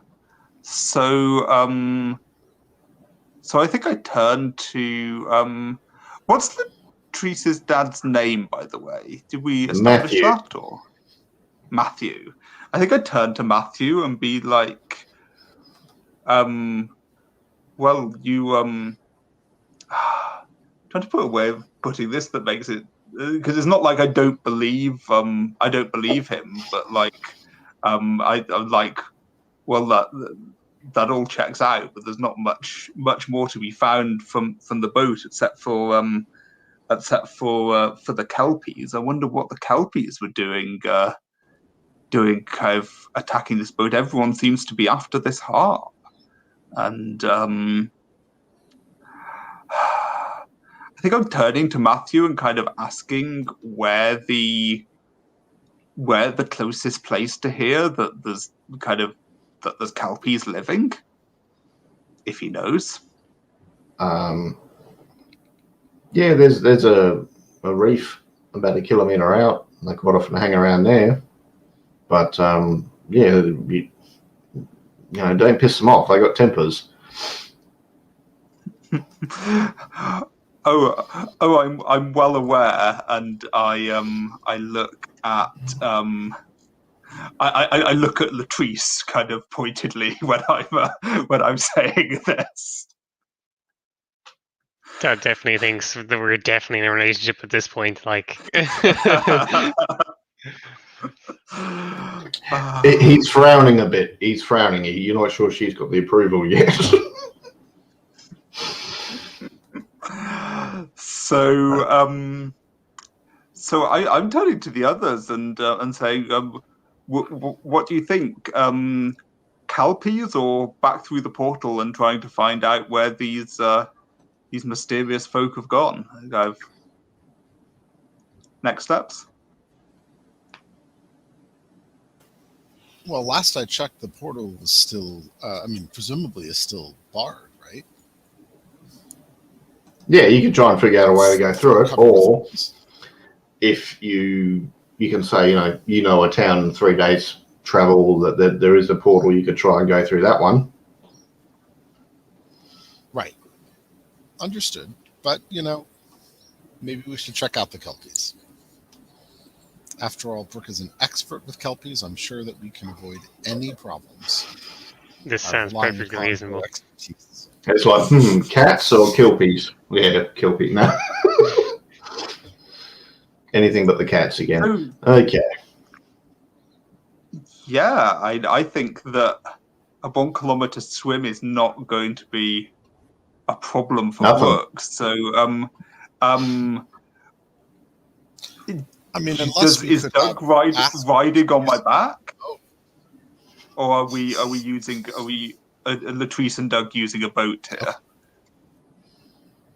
Well, because what's the face? Doug's tiny, so either of you could carry him and be swimming or flying. If you, I can sit on your back, and Latrice can fly, right? Yep. Cool. Yeah, that works. I think we decline Matthew's offer of a boat to borrow, and as unnecessary, and we're swimming out to this reef. Yeah, I mean, Doug could do an illusion of a fin and just she's like Jaws. Oh dear. Alrighty. And then do some music, like violin music, to be like the full-on Jaws. Okay. No, we're not doing that bit. Oh, so you're going out to the reef.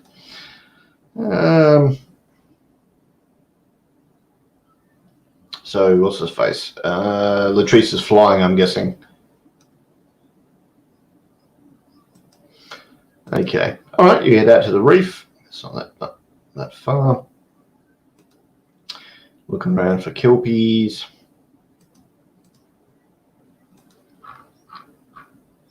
So what happened last time? There's a smoothed over a misunderstanding of kelpies. Okay, so you're not on bad terms or anything. Okay.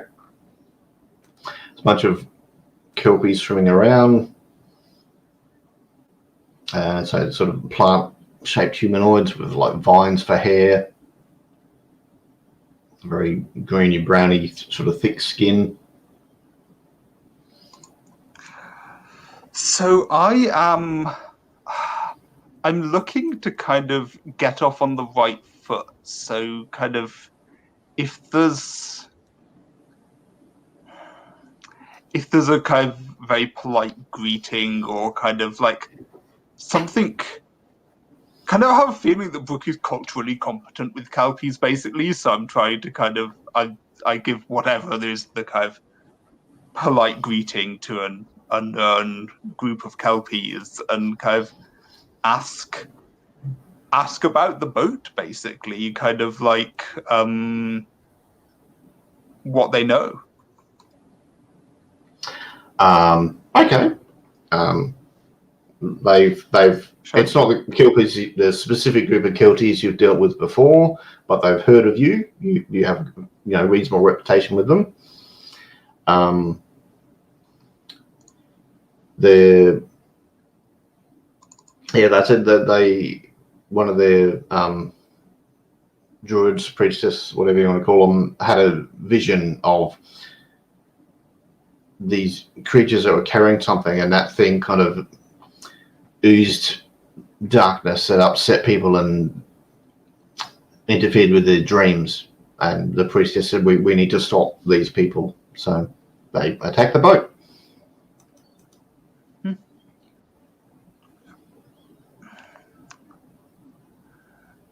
It seems that our wishes align.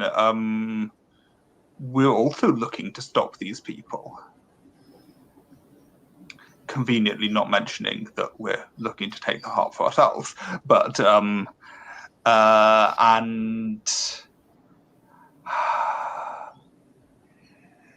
kind of what, like, is there anything that you notice that might help us find them?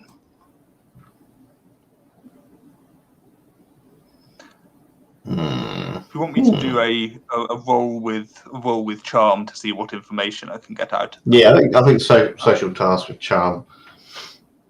Cool. That is a 12. Lots of higher rolls. Okay.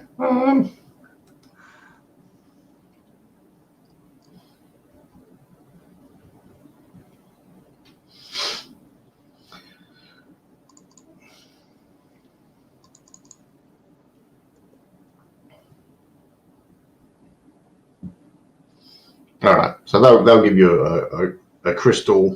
If you hold the crystal, it'll increase in temperature if it's close, and it'll change color if it's sort of moving away.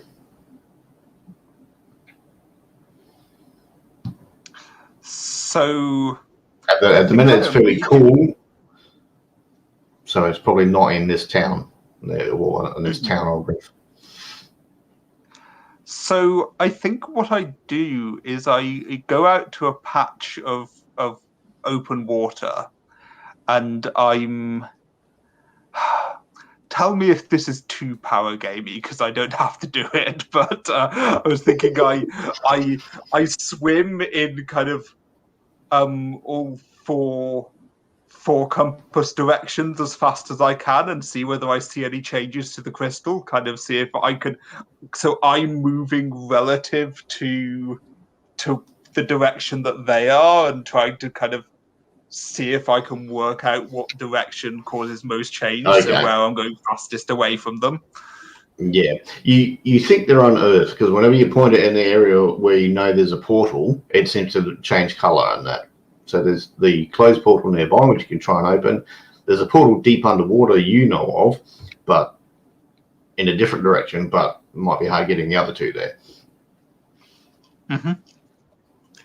So I'm relaying this to the group, and kind of I think I'm seeing what the others think. Kind of.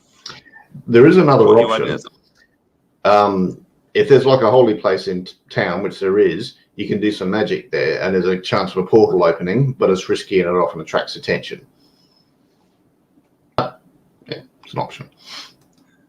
So we've got the option of risky for you two, but not for me. Risky for everyone because of weird plant portal closing thing. Magic. And risky for everyone because magic. What do we think? Latrice would probably either like to try and go the vine route and literally use her strength to try and remove the vines, or go the magic route and possibly heal us of our compulsion to help. I forget his name. Rudajag in the process. Yeah.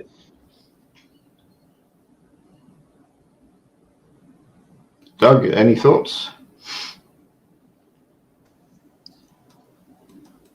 I mean, I'd be willing to try to get through the closed portal. I really don't know if I can hold my breath long enough to get to the underwater portal.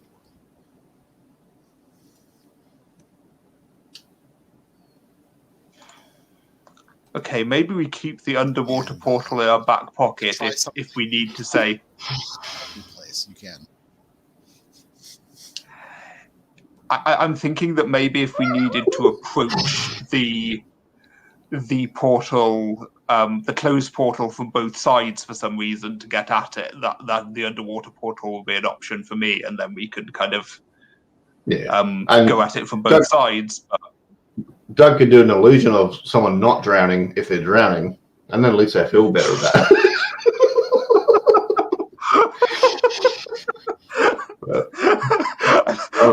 how we're exploring the limitations of illusions in this game. All right, so sounds like you're going to head to the closed portal and see if you can figure out a way to get through. What was that? Oh, okay, yep. All right, so it's like midday, sort of 12, 1-ish. Get back to the portal, there's rose bush sort of vines writhing all over it. Why don't you consider yourself a bit sort of mature? I think it was Doug earlier. So the vines are kind of, occasionally they flick towards Doug.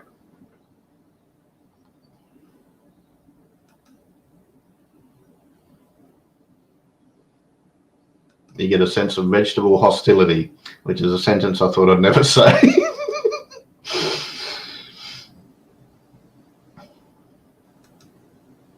Okay, vegetable hostility. So this is an active defense of some sort. You could just try and brave your way through, or try and figure out what the plants are doing, or what might affect them, or check your magic moves. I don't know. Talking of magic moves, I have a question about ward. Mm-hmm. When it says pick one beast, humanoid, or spirit, am I picking one that can't get in, or am I choosing the nature of the kind of Yeah, the guardian category. who's doing warding? So you could choose beasts, and all beasts can't go through that ward. Mm-hmm. So what would... I'm thinking of maybe I could use the ward to stop the, like, if someone else cleared these vines somehow, I could use the ward to stop them coming back. I don't know which ward would be appropriate there, or even if I can ward against these vines. You can. It would be beast, because they're not really sentient as such. They're just reacting. Mm-hmm. So I'm kind of offering my ward as a kind of backup to whatever kind of plan we originally have for clearing them out, which I don't feel that I'm best suited at that, given my lack of might, expertise, nor wits.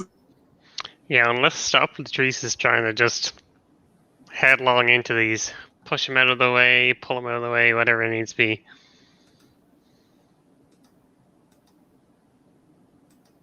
All right, so you're going to go the ward or just charge through?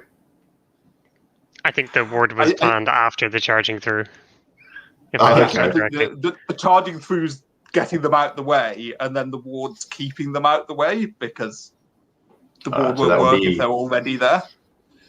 Physical tasks. Someone wants to roll plus either might or reflexes, depending on whether you're trying to dodge or just hold them at bay.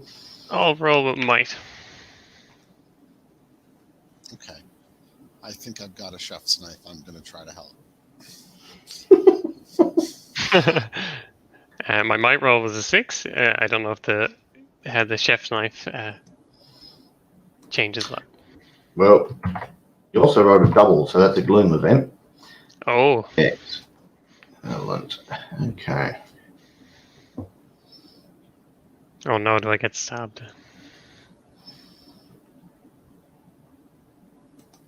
No, it's kind of a shimmering.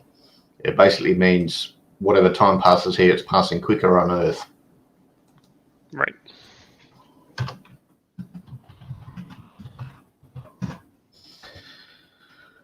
Okay. And yeah, there's too many vines. Now, it is the gloom, so maybe you could offer the vines something, or they're plants, so you could just try and burn them, or you could try the ward thing and hope the magic pushes them away. Yeah, give it a go. What do we have to lose? Let's so remind me how magic works. Yeah, that's 2d6 plus expertise. Okay. That should go well. Oh, it does. That's an 8. Okay, it's success, but in the backlash, like you lose one of your senses.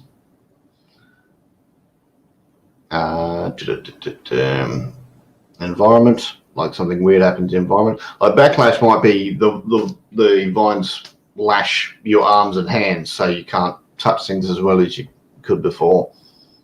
It'll heal up, but basically you get badly scarred. Yep, up for that. They literally lash out and slash at you, but the magic pushes them away. And I was going to say quickly, but I think I've got 3. I think we've got 3 days at this point with how Ward's working. But like, let's hurry just in case they find a way through. And I have head through the portal.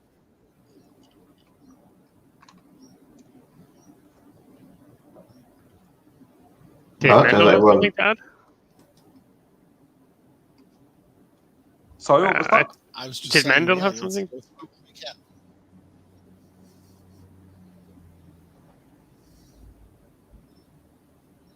I think it cut out a bit there, Mendel. I was saying, let's go through while we can. Yeah, yep. All right, cool. You'll go through. You're back on Earth. So you'd be in the gully. Doug's cousin isn't there anymore. She's buggered off because it's a day later. Pardon me. Okay, so you've got the crystal. The crystal is telling you to go east. I think we follow it. You head east, pick up someone's taxi. Yep, my taxi. Yep, your taxi. Probably got a kind of parking ticket on it by this point, which I'd kind of scrumple up and kind of throw away without even looking at it. I'll pick that up because that's going to be a problem for Brooke.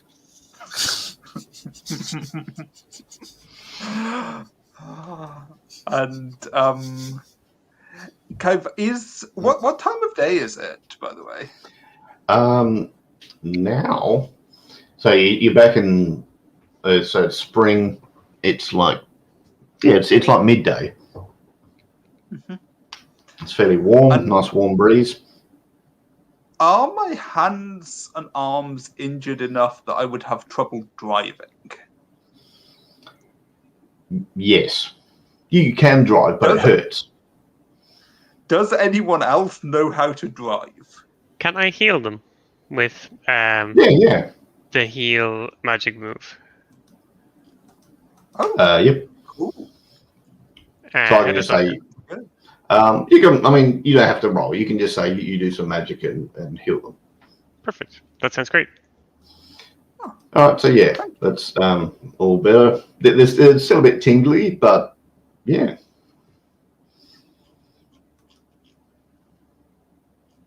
Maybe your dad was right about it. No.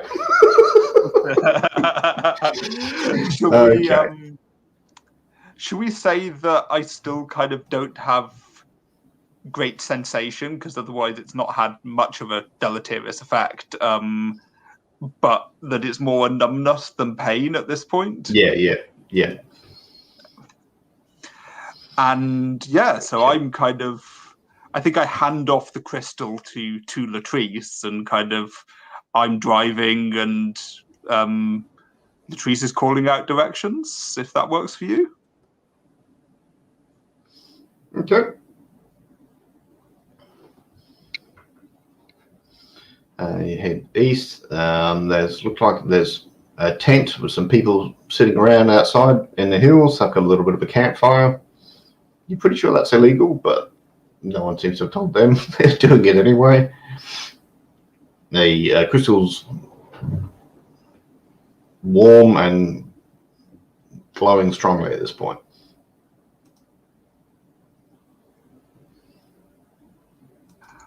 I think. Say if this doesn't work for anyone, but I think I kind of. I kind of deliberately crunch the gears several times and kind of like I'm pretending that we're having a breakdown. And kind It's of fine like with me, but I cut the engine and kind of like coast to. Oh, go on, Doug. Oh, I'm gonna attempt to make myself invisible. With illusion, okay. I think it lasts for like 3 minutes, but you can kind of do it long enough to get out of the car and come around, flank them or whatever. It's mostly so I can get a closer look at them while they're coming to get a closer look at Brooke and Latrice. Yeah. Oh, actually, you know, you've gone close enough to their campsite. They're sitting around the campfire. They're just Did they in. react? Oh, sorry, go on. Well, yeah, two of them will stand up and just sort of have a look and. Hello there, how are you? Pardon, sorry? Hello there, how are you? Oh, I was fine, and but my cab seems to have broken down. I popping the bonnet at this point and kind of saying, popping the hood and saying, don't suppose either of you know much about cars? And they kind of look at each other. And, no, sorry, we're geologists. And one of the other ones, yeah, we're geologists. Oh, interesting. What are you studying? They kind of look at each other. Yeah, dirt and rocks and soil. Oh. Yeah. Oh, Latrice knows about rocks. yeah, they're heavy and they hit things hard.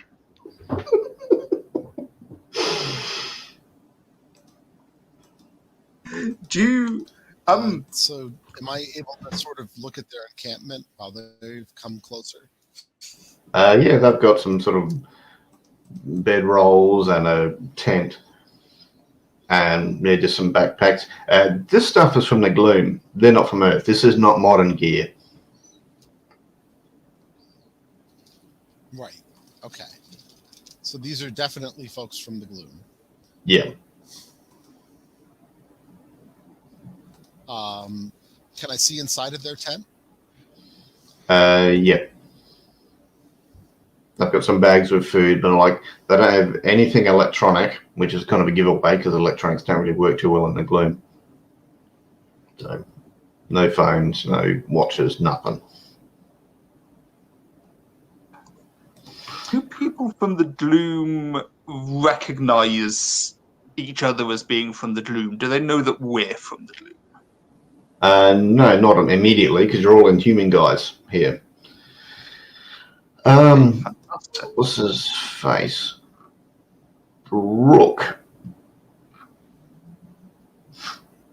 You've met one of them before, and they smell of jasmine.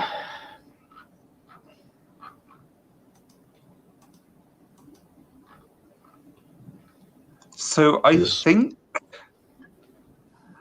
think I'm going to say that this person, if this works for everyone, I think I'm going to say that this person is part of the reason that I left the Gloom. I kind of got driven out of my home in the Gloom, and that's why I decided to come come over to the to Earth, and that is kind of, they were part of that. They kind of moved into where I was living and kind of made it intolerable for me to live there anymore. Okay. And yeah, so I'm not well disposed towards them. But I think that I just ask if I can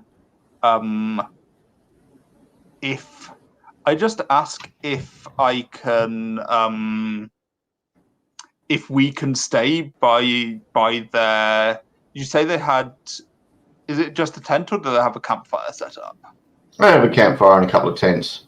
Yeah, if we can kind of stay by their fire while we're waiting for the cab company to come and pick us up, or the tow truck or whatever. And I think I asked Latrice if she can make a phone call, because as we previously established, I don't have my phone with me, and kind of winking at you as you do, kind of pre-clear implication that I want you to make a pretend phone call. Sure. Sounds good. So you're making a pretend phone call that someone's going to come and repair the car?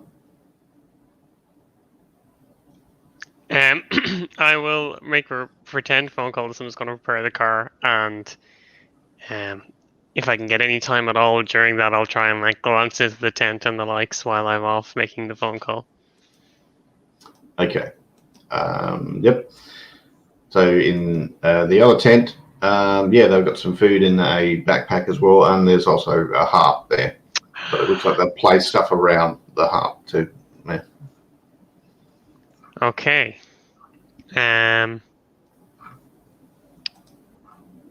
All right, Doug, you would see her go into the other tent. Okay, perfect. Yeah. I don't know where Doug is, but I'm going to be like hoping that Doug comes nearby, because I can't see them. Okay. I mean, so there's a harp in one of the tents? Yeah. You'd see. Okay. I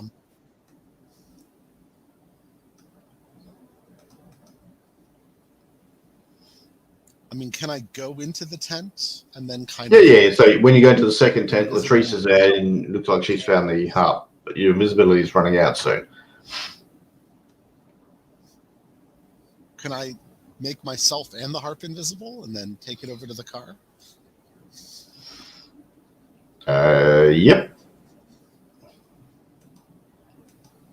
Okay. I'd probably say, open the trunk. You need to check something in the trunk to fix the car.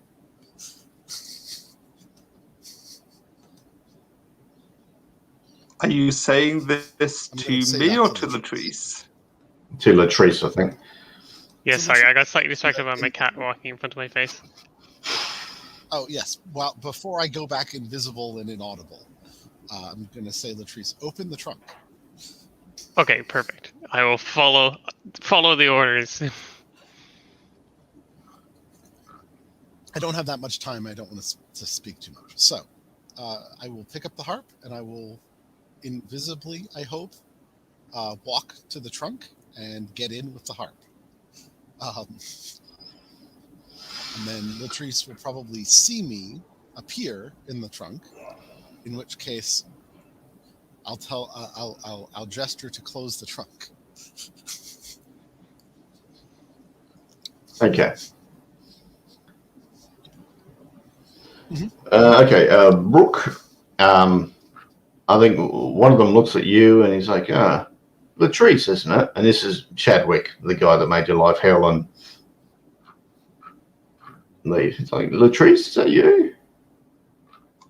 Do you mean Brooke? Yeah, sorry. Yeah, Brooke. okay. And I think I'm going like, no, I'm not Brooke. I'm and a suspiciously long pause before I'm Sarah. Sarah. Okay. Sorry, you reminded me of someone I knew before, but okay. What? Anyway. So, what were you doing driving around here anyway? Stonehenge is over that way. Oh, you'll I'm just taking Latrice here home from Salisbury. Latrice is my cab fare, Okay.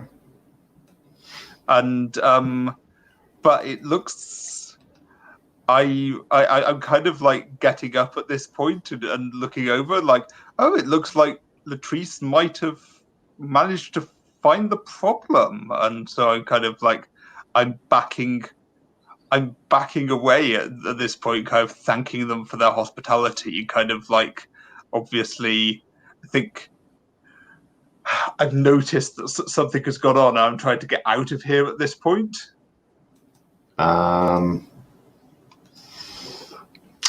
Yeah, roll social task. This sounds like wits. 2d6 plus wits. So you. Okay, that's just a straight 2d6 for me. That's a 6. It's not double. Okay. So just you kind of making your way towards the car, and they're like, you sure don't want to hang around? We've got a nice warm campfire. No, but better get going. Got a job to do, I'm afraid. And kind of opening the car door at this point, and Yeah. I think it's pretty clear that I failed to convince them that I'm either not Brooke or not up to anything, and that I'm kind of. I mean, you're getting in the car, but the three of them are sort of looking at you, and you notice all three of them go and take a good sniff inwards. So they may have your scent now. So I'm going to drive away as fast as I can. The other two are in the car already, I'm guessing.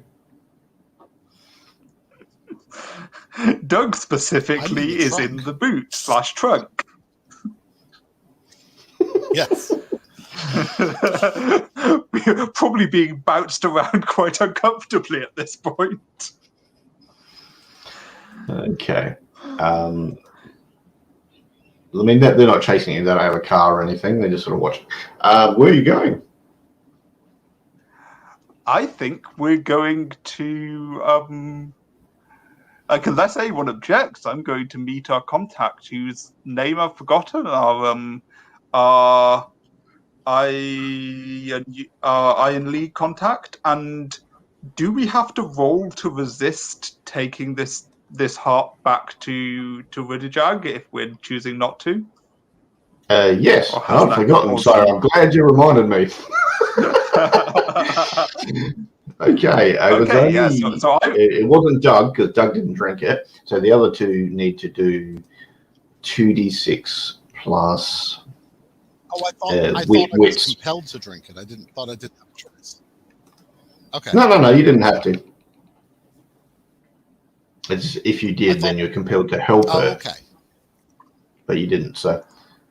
yeah, 2d6 plus wits. I'm a 9 on that roll. Okay. And Latrice? 10. And neither you rolled double. Okay, cool. All right. Yeah, you feel good there, Latrice. But, yeah, you're okay. Brooke, you take 3 points of damage. Because so it feels like someone squeezed your guts. It hurts, like from the inside. But you know you're still able to walk and talk and everything. Yep. Yep. So you go to meet Hamish. Hamish was someone's like brother. Yeah, I think so. Yes. That's right. Brooke, you were saying? Yeah, I just kind of, just for flavour, kind of through gritted creaser, go like, why did I drink that tea?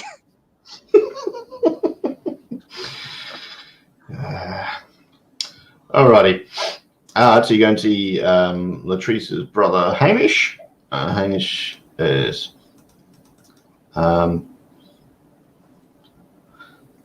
he's Lugat. So yeah, he'll meet you there tonight. He's got running around to do. So there's like 5 hours until you'll meet up. You doing anything then, or are you just going to go to a pub? Or it's 2010 Salisbury. Go to the cinema. Oh, remember cinemas. Yeah. Maybe it's cinema time.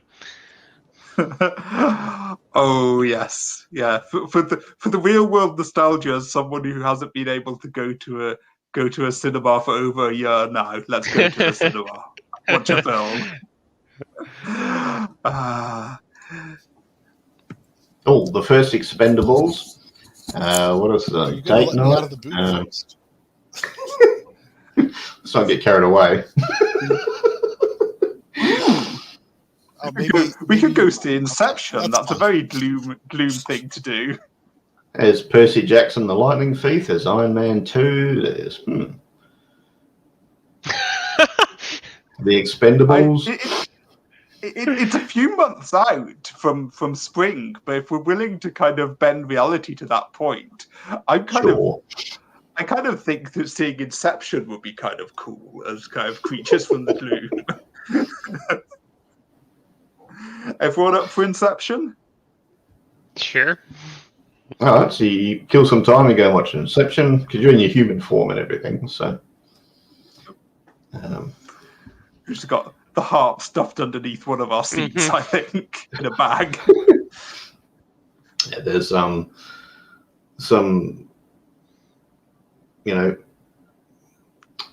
sports bros in their 30s sitting to your left, got heaps of food, pretty noisy. There's some teeny boppers in front of you that keep playing with their flip phones. It's a bit distracting, but solid film, usual cinema shit. Yeah.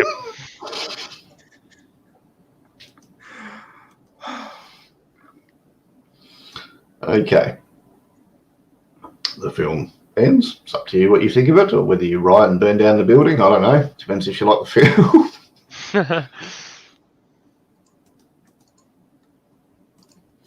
And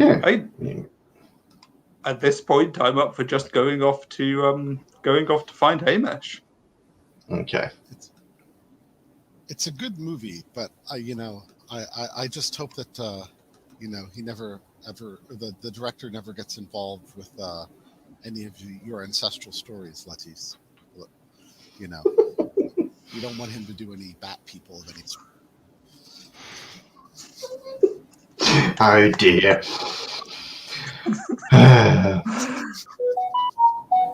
Okay. You're going to Hamish.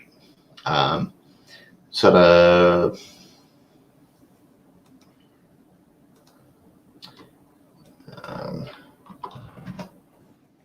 There's a pub called the Albion, and he's got a big sort of plate of chips and wedges. Then there's some dipping sauce and aioli and gravy and stuff, depending on what you want to eat. Great. I'm straight in there.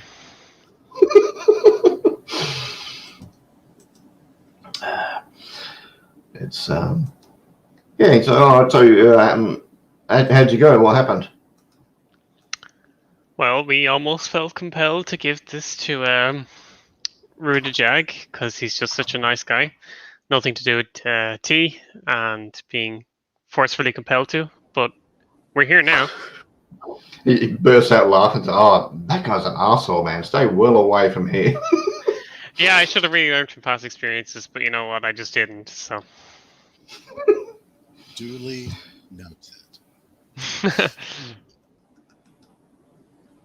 All right. Okay. All right. you kind of wait till there's less people around, and all right, have you got the harp here, or? I think Doug has it. Last we. No, yeah, probably I would have kept it under my seat and invisible if anybody was investigating, and then I probably brought it invisible into the pub Okay. to meet Hamish, and I will make it appear out of nowhere. Perhaps not in an obvious spot for someone walking by in the seat next to him. All right. Excellent. Right. Thank you very much. It gives you all £500. It's just in an envelope. He doesn't sit there and count it. That's stupid. It's going to attract muggers and stuff. All right, thank you very much. All right. Pleasure doing business with you.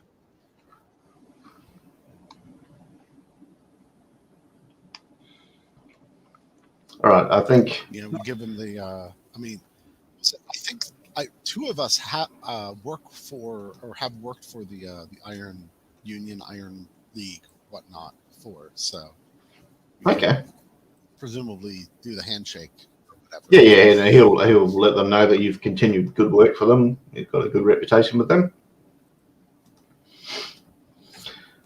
And I think sort of the camera zooms out and you're eating your chips and your wedges and stuff, and probably sweet potato fries and stuff. And there's sort of lots of spiders, all regular size, sort of normal small size or tennis ball size, sort of converging in on the thing. And then credits. Okay, it's built into the game that you do an epilogue, and it's maybe something you want to introduce into the story, or something you from the past you want to tie up, or something from the current sort of mission you'd like to say, and whether it's in an hour's time or in a week's time. What's something short term or long term you want to have as your epilogue for your character? Brooke, do you want to go first, or? Sure. I think that you see. I think you see me coming into work the next day, just turning up as if nothing's happened, and kind of learning for the first time, and kind of completely confusing my boss because, I somehow don't know that you have to turn up, that it's not an optional thing. Okay. And this conversation that's just kind of it eventually becomes clear that I'm not being an asshole. I just literally don't know that I've done anything wrong, and my boss just kind of sighs and puts his head in his hands. Okay. Latrice, did you want to epilogue? It could be, tomorrow. It could be a month's time. It could be referencing something from your Fate Weave earlier. I think Latrice goes back to her dad Matthew and uses some of her time now to spend with him, and has some awkward conversations about Brooke not being there and how things are going. She's got deals with Kelpie and stuff. That's risky. You got to be careful about those sort of people. Exactly. Exactly. And he's like, a bit of a looker though. He gives you a wink, just to say, keep trying. Yeah. Perfect. Doug.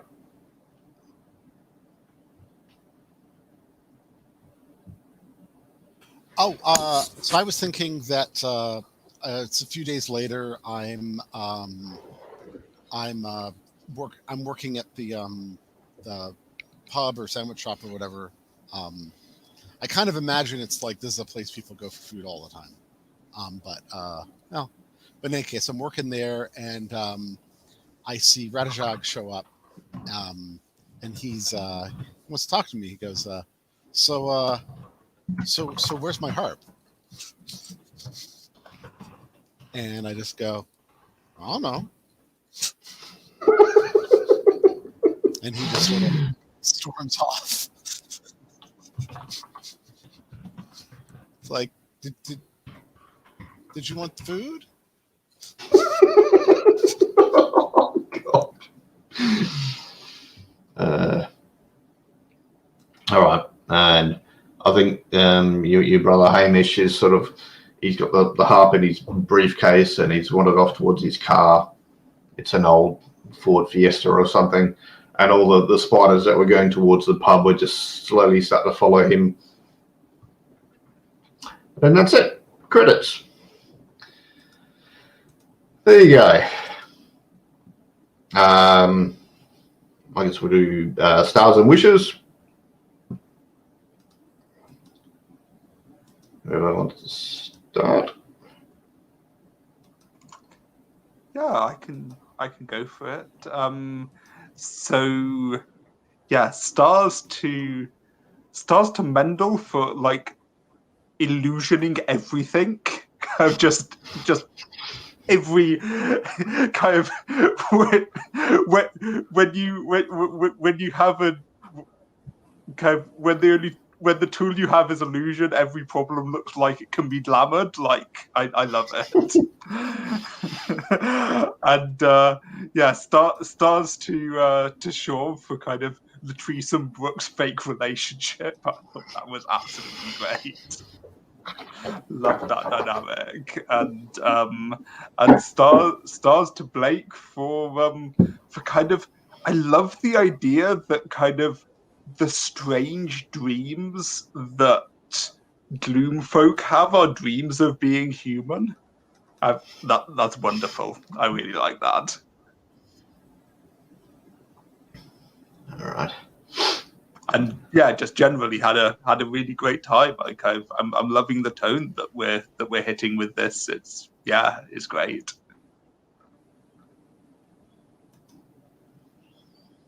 Yeah, sure. I'll hop in. Yeah, that was a blast. Thanks so much, everybody. Start to Blake for running a really great session. I think you threw in some really fun curveballs with gloom events and the likes. I loved the 100 cats. Well, I love cats. Latrice doesn't love cats. Yeah, definite start to Brooke for I think great in general, but I really liked the interaction with the Kelpie from bringing that up from the past. And a huge start to Mendel for playing Doug. Great. I loved all the illusion stuff too, but I also liked tying back in. Forget his name all the time. Ridderjack back into the story at the end. I like that. Which is, I don't know if I'm actually going to make it for next session, but due to other things. But in general, I think this is great. So yeah, no major wishes. Yeah. At this point, there is a free slot, so you're always welcome to. If not, hopefully we can game again together in the future at some point. Yeah, great. That sounds perfect. Mendel, do you want to go? Oh yeah. So stars. Yeah, I do. I enjoy the sort of dream logic that it seems to exist in the gloom, and just sort of like getting your head around that, as it were, was fun. So thank you for that, Blake. And with Brooke, I like the sort of nonchalance about the, oh, you know what, we don't need a boat, because I don't need a boat. As it were. You know, the initial suggestion of, hey, why don't you just all ride me into the water?